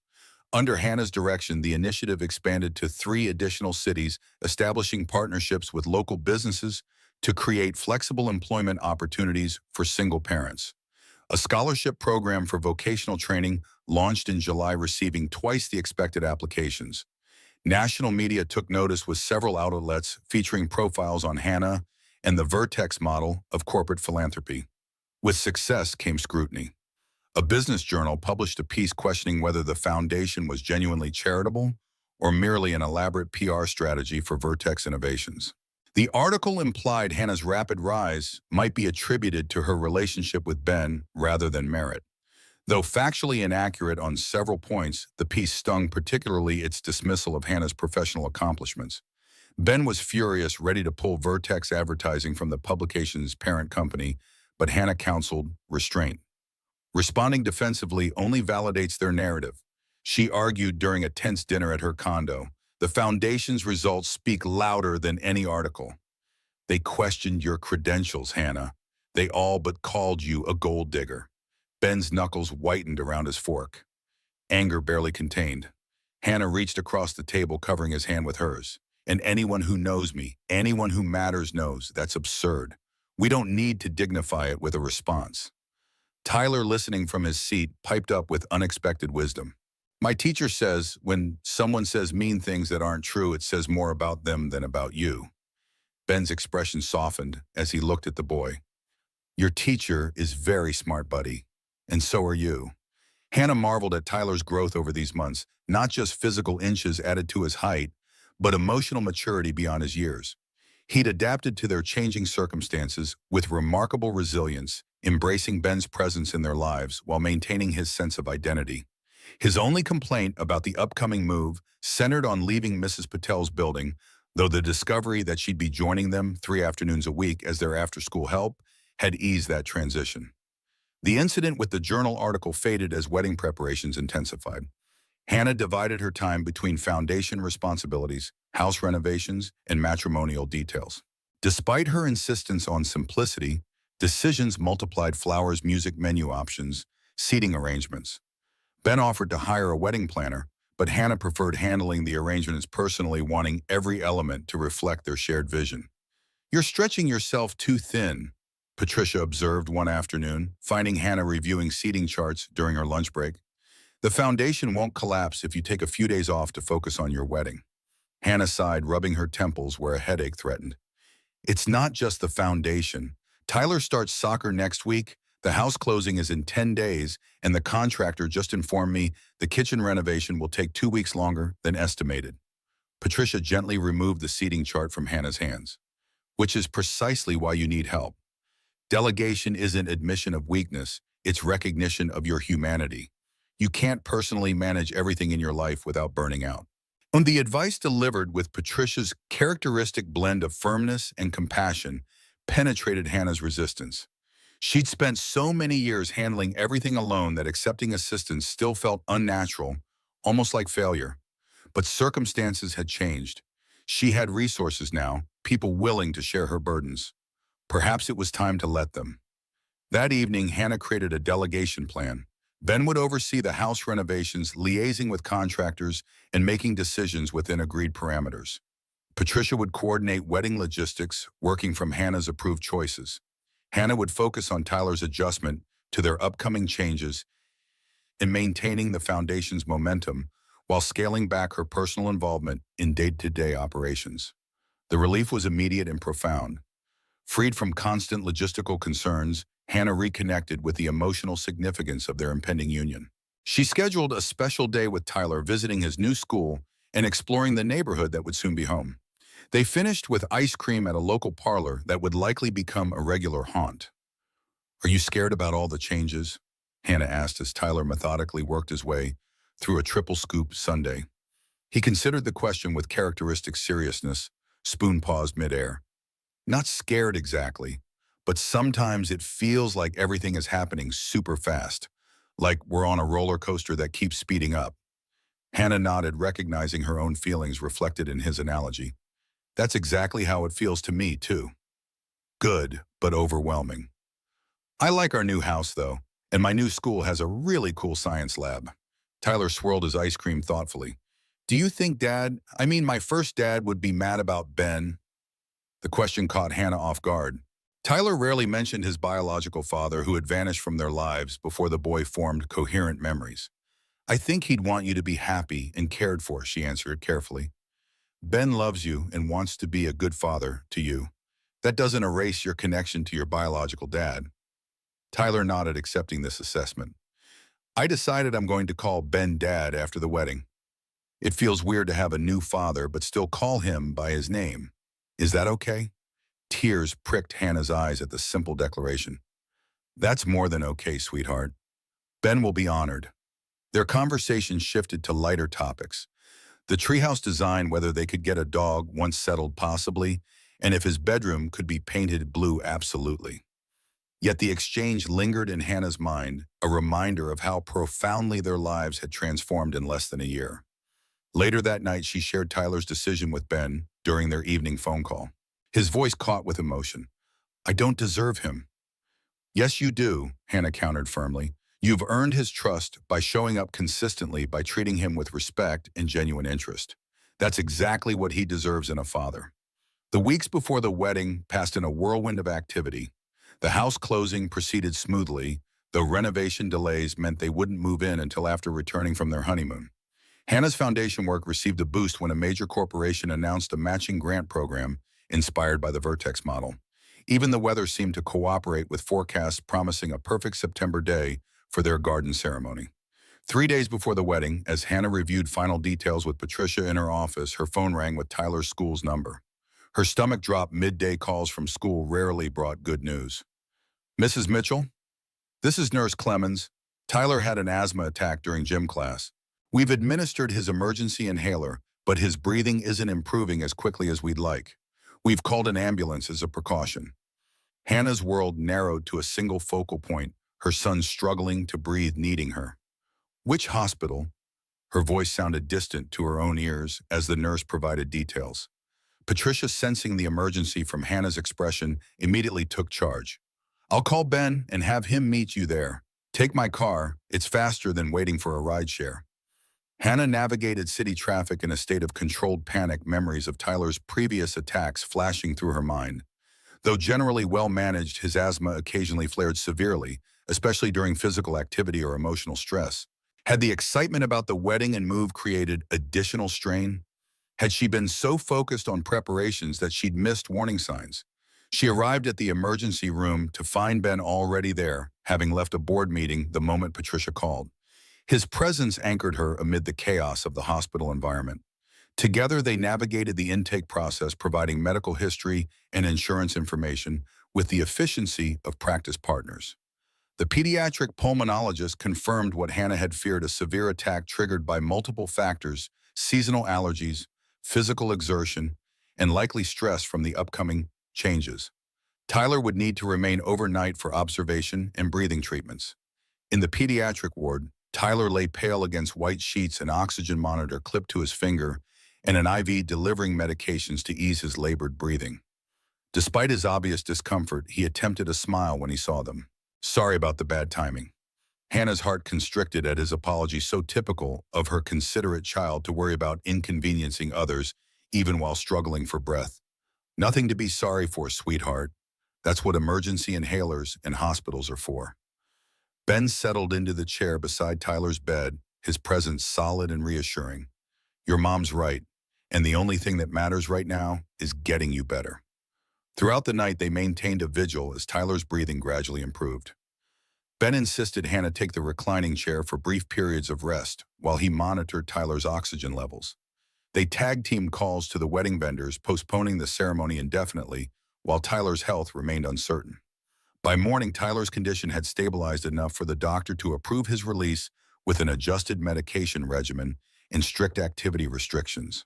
As they prepared to leave, the reality of their canceled wedding plans settled over Hannah like a weight. All those months of preparation, the carefully coordinated details, dissolved in a moment of medical necessity. "We can reschedule everything," Ben assured her as they drove home, Tyler dozing in the back seat. "The wedding is just a ceremony. Our commitment doesn't change." Hannah nodded, knowing he was right, yet feeling the disappointment nonetheless. "It's not just the ceremony, it's the timing, the momentum." Everything was falling into place. Ben reached across the console to take her hand. "Maybe this is a sign to simplify. We've been so caught up in planning the perfect event that we've lost sight of what matters us together, making promises we intend to keep. We don't need elaborate arrangements for that." His words resonated, cutting through Hannah's fog of disappointment. The past months had indeed become increasingly complicated, their initial vision of a simple ceremony expanded by external expectations and their own escalating plans. Perhaps this interruption offered an opportunity to realign with their original intentions. That evening, with Tyler resting comfortably under Mrs. Patel's watchful eye, Hannah and Ben sat on her balcony discussing alternatives. "What if we did something completely different?" Hannah suggested, an idea taking shape. "Something small, intimate, focused on just us and Tyler."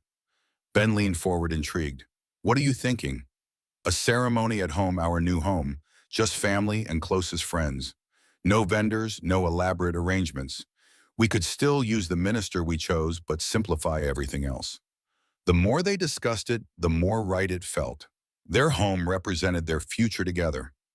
Celebrating their union within those walls held poetic significance. They could keep the original date just 4 days away if they moved quickly with the adjustments. The next morning, Operation Simplification began. Patricia masterfully coordinated the scaled-down arrangements, while Hannah focused on ensuring Tyler's recovery. Ben worked with the contractors to accelerate completion of the home's main living areas, where the ceremony would take place. Phone calls to their guest list explained the situation with most understanding, the change given the circumstances. On their wedding day, Hannah stood in what would become their bedroom, gazing out at the garden where workers had finished installing a simple arbor just hours earlier. September sunshine filtered through the maple leaves, creating dappled patterns across the newly sodded lawn. Downstairs, 25 guests, only their closest friends and colleagues, gathered in the living room, where folding chairs formed a small semicircle before the fireplace. Patricia entered with Tyler, handsome in his first suit and clearly reveling in his role as ring bearer, despite his mother's concerned monitoring of his breathing throughout the morning. "Everyone's ready," Patricia announced, adjusting Tyler's boutonniere. Ben is waiting downstairs with the minister. Are you sure you don't want someone to walk you down? Hannah shook her head, emotion welling in her throat. This journey has been about finding my own strength. It feels right to walk myself toward this new chapter. As the simple melody of their chosen song began playing from the portable speaker system, Hannah descended the staircase, her ivory-sheathed dress catching the light streaming through newly installed windows. The renovation dust had been cleared just hours ago, the smell of fresh paint still lingering beneath the scent of the wildflower arrangements Patricia had assembled that morning. When Hannah reached the bottom step, her eyes found Ben's across the room. His expression, a mixture of awe, tenderness, and absolute certainty, reflected everything in her own heart. This man who had entered her life through a chance encounter on a rainy morning now stood ready to become her husband Tyler's father, her partner in all things. Tyler stepped forward, taking her hand to lead her the final steps toward Ben. The gesture, unexpected and deeply moving, symbolized his acceptance and blessing of their union. As Hannah reached Ben's side, Tyler placed her hand in Ben's before stepping back to stand beside them, completing their family circle. The ceremony unfolded with beautiful simplicity, traditional vows spoken with genuine conviction, rings exchanged with steady hands, Tyler's surprising addition of his own promise to be a good son to both my parents, bringing tears to every eye in the room. When the minister pronounced them, husband and wife, Ben's kiss held all the certainty of a promise fulfilled, a journey completed, and simultaneously just beginning. The intimate reception flowed naturally through the main floor of their new home, christening the space with laughter and celebration. Mrs. Patel supervised a small team of caterers in the kitchen, while Tyler proudly gave tours of his new bedroom and the backyard where his treehouse would soon stand. Toasts were offered, including a particularly moving one from Patricia, who had witnessed their relationship from its earliest moments. To most people, a broken ankle would be simply unfortunate, she concluded, raising her glass. For Ben and Hannah, it became the foundation of something extraordinary. May you always find such grace in life's unexpected detours. As evening descended, guests departed with warm embraces and promises to gather again once they were fully settled. Tyler, exhausted but elated, fell asleep on the window seat in what would become the family room. His gentle breathing, a reassuring rhythm in the background, as Ben and Hannah shared a quiet dance in their half-furnished living room.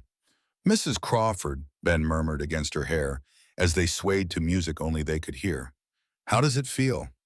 Hannah smiled against his shoulder, savoring the moment. Actually, I'm keeping Mitchell professionally. But in our personal life, I rather like the sound of Hannah Crawford. A modern solution, Ben approved. Though Tyler insists on being Tyler Crawford starting immediately, he's already practiced signing it.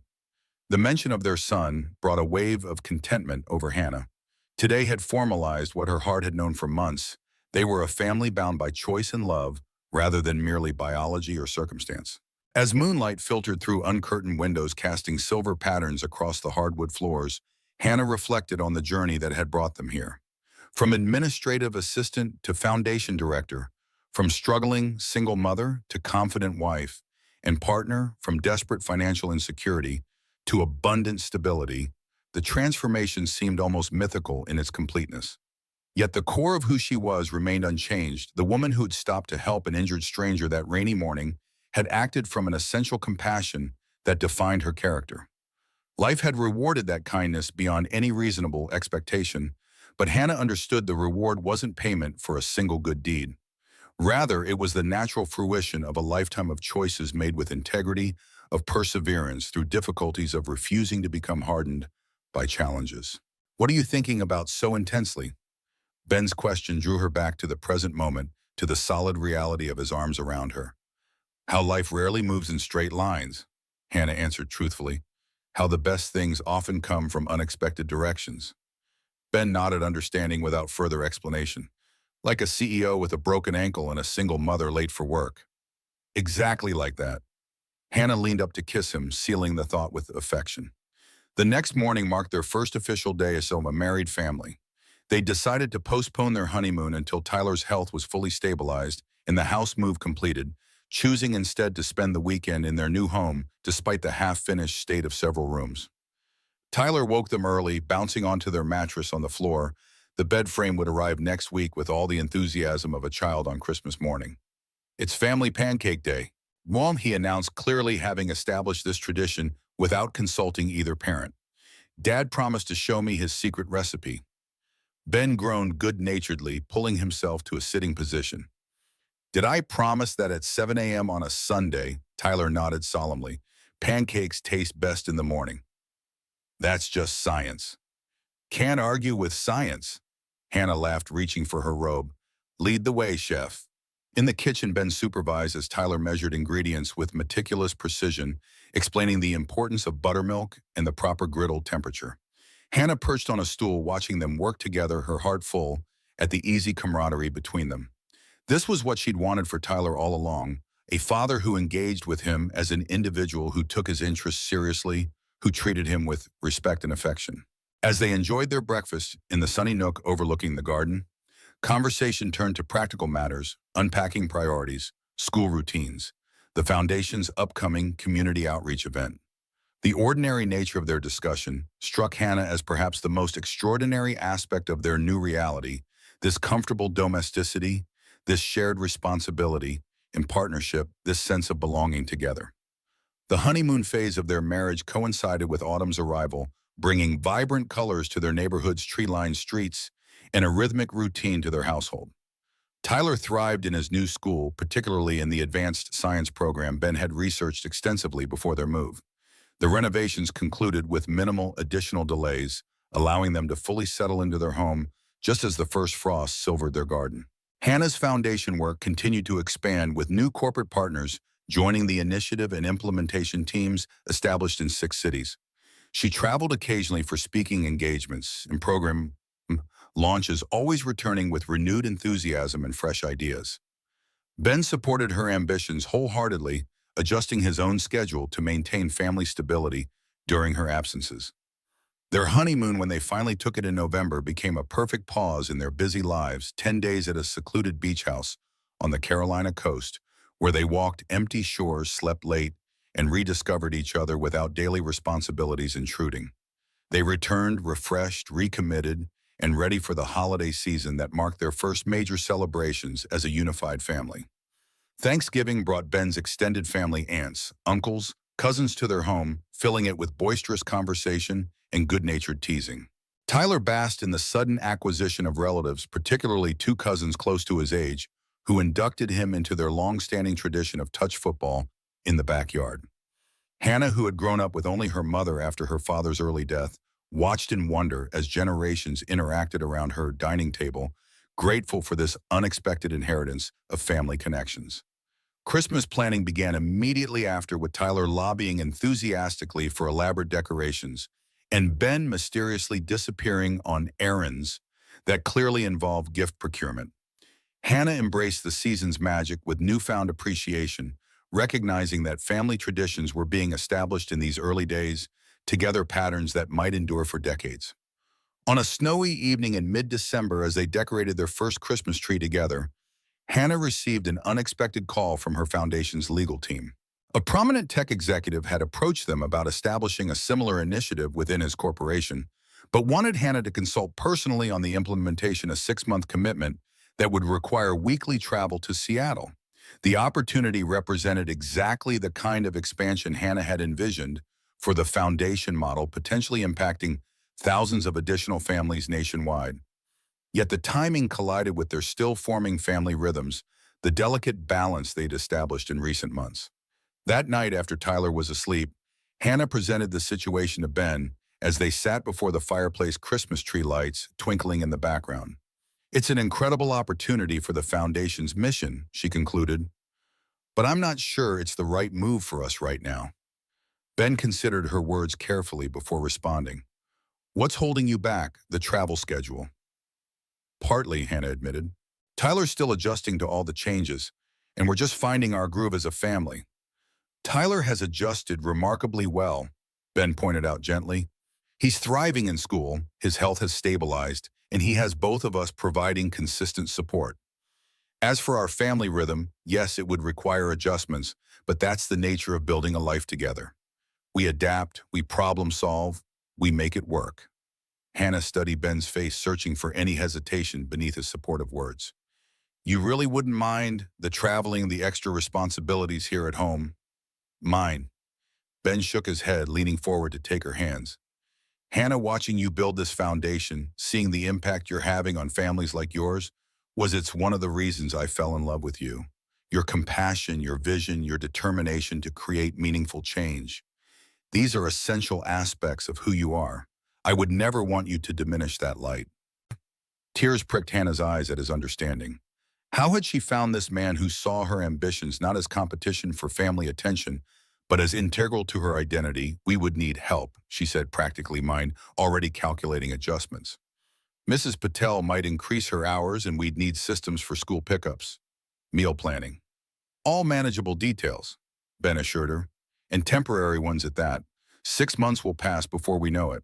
The question isn't whether we can handle the logistics, it's whether this opportunity aligns with your professional goals and the Foundation's mission. Put that way, the answer was clear.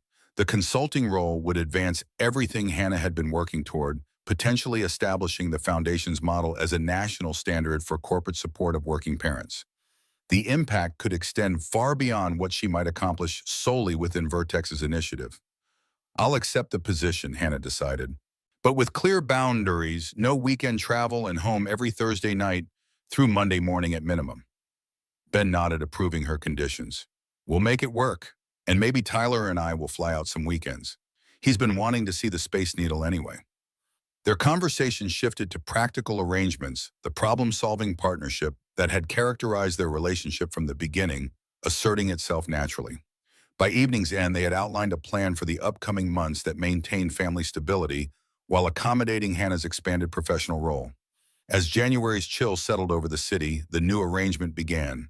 Hannah's Monday departures and Thursday returns became fixtures in their weekly schedule. Mrs. Patel increased her after-school hours, Ben adjusted his office days to work from home on Tuesdays, and Tyler proudly assumed additional household responsibilities, including feeding Rex the golden retriever puppy that had been his Christmas surprise. The consulting project proved even more significant than Hannah had anticipated. The tech executive, impressed with her practical approach and first-hand understanding of single-parent challenges, began introducing her to industry colleagues facing similar workforce retention issues. Soon, Hannah's advisory role expanded beyond the initial company, creating a coalition of corporations implementing coordinated support programs for working parents.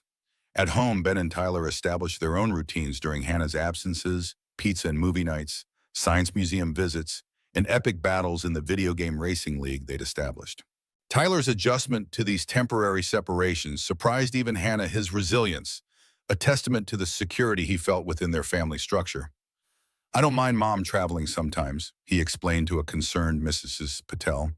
She's helping other kids have better lives, and she always comes back with cool stories and souvenirs. The mature perspective reflected Tyler's growth over the past year, from a child anxious about his mother's employment stability to one confident in both his parents' commitment and their meaningful work in the world. Hannah treasured this development as perhaps the most significant achievement of their family journey. During a particularly heavy snowstorm in February, Hannah found herself stranded in Seattle when all eastbound flights were canceled. The separation extended by an additional 3 days weighed heavily on her despite daily video calls with Ben and Tyler. When she finally landed at their local airport, exhaustion from travel delays and missed connections had dulled her anticipation of the homecoming. The sight that greeted her as she exited the secure area instantly dissolved her fatigue. Ben and Tyler stood waiting, holding a hand-painted banner reading, "Welcome home, Mom," with Tyler's distinctive artistic flair evident in the robot illustrations adorning each corner. Beside them stood Patricia, Mrs. Patel, and 3 Foundation team members, all smiling broadly at her surprise. "What are you all doing here?" Hannah hurried toward them, overwhelmed by the unexpected reception committee. Tyler launched himself into her arms. "It's your 1-year anniversary." Hannah's confusion must have shown on her face because Ben stepped forward to clarify. "1 year ago today, you stopped to help an injured stranger on the sidewalk. We thought that deserved a celebration." The thoughtfulness of the gesture, remembering and honoring the day that had changed all their lives, touched Hannah profoundly. That Ben had coordinated this welcome involving the key people in their journey spoke volumes about his understanding of what truly mattered in their shared story. The group had arranged dinner reservations at Hannah's favorite restaurant, where a private room awaited, with additional surprises, a video compilation of foundation beneficiaries sharing how the programs had impacted their lives, a scrapbook Tyler had secretly assembled, documenting their year together, and a small velvet box from Ben containing a diamond eternity band to complement her wedding ring. For endless second chances, Ben whispered as he slipped it onto her finger. For all the moments yet to come. Later that night, after Tyler had fallen asleep clutching his newest robotics book, Hannah and Ben sat in their favorite spot by the living room fireplace. Outside, snow continued falling, transforming their garden into a pristine wonderland and muffling the city sounds beyond their property. "I've been thinking," Ben began, his tone suggesting an important topic, "about the future, about what comes next for us." Hannah turned toward him, curious about his pensive mood. "What specifically?" "Tyler mentioned something last week that caught me off guard. He asked if we might consider giving him a sibling someday." Ben watched her expression carefully. "It wasn't something we've discussed, and I didn't want to presume." The possibility hovered between them, unexplored until this moment.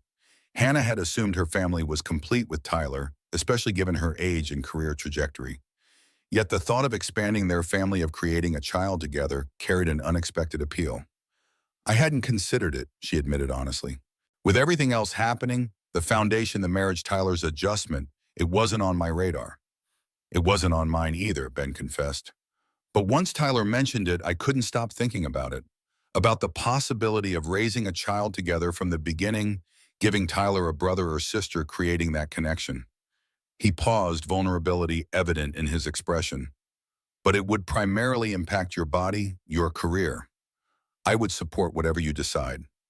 Hannah reached for his hand, appreciating his sensitivity to the disproportionate impact pregnancy would have on her professionally and physically.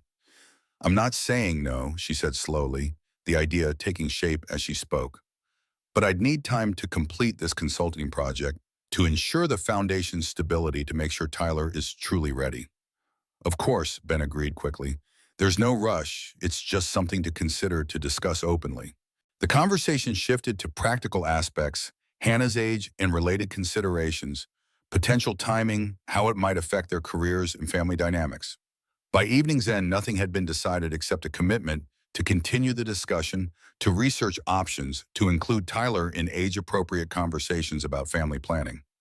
As they prepared for bed, Hannah found herself viewing their home with fresh perspective, imagining a nursery in the currently unused guest room, picturing Tyler as a protective older brother, considering how their family rhythm might adjust to accommodate an infant's needs. The visualization brought not anxiety, but a warm curiosity, an openness to possibilities she hadn't previously contemplated. Spring arrived with a renewal, both literal and symbolic. Hannah's Seattle project concluded, successfully establishing a multi-corporation foundation based on the Vertex model, but expanded to include additional support services. Her return to full-time presence at home coincided with Tyler's spring break, allowing for a family vacation to the Grand Canyon, Tyler's choice after completing a school project on geological formations. Standing at the canyon's edge, watching Tyler and Ben discussing erosion patterns with animated gestures, Hannah experienced a moment of perfect contentment. Their journey together had not been straightforward or predictable. It had included detours, adjustments, compromises, and occasional tensions. Yet those very challenges had strengthened their bonds, establishing a resilience that could weather future storms. As if sensing her thoughts, Ben moved to stand beside her, his arm encircling her waist as they gazed across the magnificent expanse. "Penny, for your thoughts." Hannah leaned into his embrace, the solidity of his presence a constant source of comfort. "I was just thinking about how far we've come, about all the pieces that had to align for us to be standing here together." "The $1 million ankle fracture," Ben quipped, using their private joke for his injury. "Best worst luck I've ever had." Tyler joined them, his expression serious as he often became when contemplating scientific concepts. "Did you know the Colorado River took 6 million years to carve this canyon? That's what my book says. 6 million years of water just flowing and flowing, changing everything." The observation struck Hannah as unexpectedly profound, a perfect metaphor for how persistent forces like kindness, integrity, love could transform even the most solid obstacles over time. Her life had been carved and shaped by such forces, creating a landscape more beautiful and complex than she could have designed intentionally. "Some things are worth the wait," she responded, ruffling Tyler's hair affectionately. "The most amazing transformations often happen slowly, day by day, until suddenly you look up and everything has changed." Ben's arm tightened around her waist, understanding the layers of her meaning. And some changes happen in an instant, like falling in love with a kind stranger who stops to help when no one else will. Tyler rolled his eyes at their sentimentality, though his smile betrayed his appreciation for their love story. "Can we get ice cream now?" I calculated. "We have exactly 43 minutes before the ranger program starts." As they walked together toward the visitor center, Hannah reflected on the beautiful contradiction of their family journey, how something so life-changing had begun with a simple act of kindness on an ordinary rainy morning. The moment itself had seemed insignificant, just one small choice among thousands made every day. Yet it had contained the seeds of everything that followed their partnership, their marriage, their blended family, the foundation helping countless others. Perhaps that was life's greatest mystery, and its most profound truth, that beginnings rarely announce themselves as such, that pivotal moments often arrive disguised as mundane choices, that love's most powerful expressions frequently start with the smallest gestures of humanity. Hannah's decision to help an injured stranger had altered not just her life trajectory, but Tyler's, and through their foundation work, hundreds of other families struggling as she once had. That evening, as desert stars emerged in breathtaking clarity above their cabin, Hannah stood on the porch watching Ben and Tyler attempt to identify constellations using an app on Ben's phone.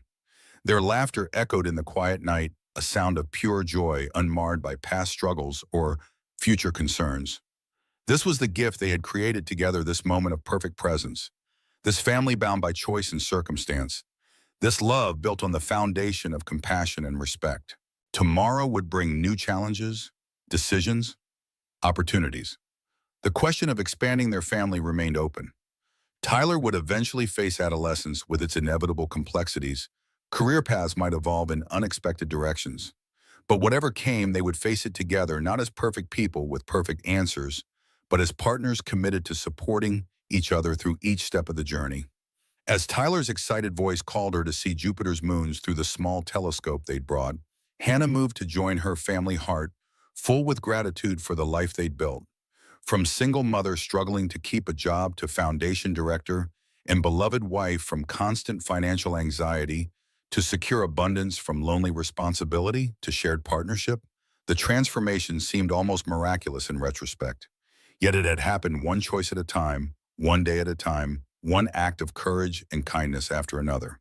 And in that realization lay the most powerful truth of all, that extraordinary lives aren't granted by fate or luck alone, but built through ordinary decisions made with integrity and compassion. Hannah's story wasn't one of magical intervention, but of human connection, of reaching out across differences to recognize shared humanity, of choosing love over convenience, courage over comfort, possibility over limitation. As the three of them huddled together in the cool desert night, gazing upward at infinite stars, Hannah understood that their story was still being written, still unfolding with each passing day. The broken ankle that had brought them together was just the beginning. Their true journey continued with every choice, every challenge, every shared triumph and struggle.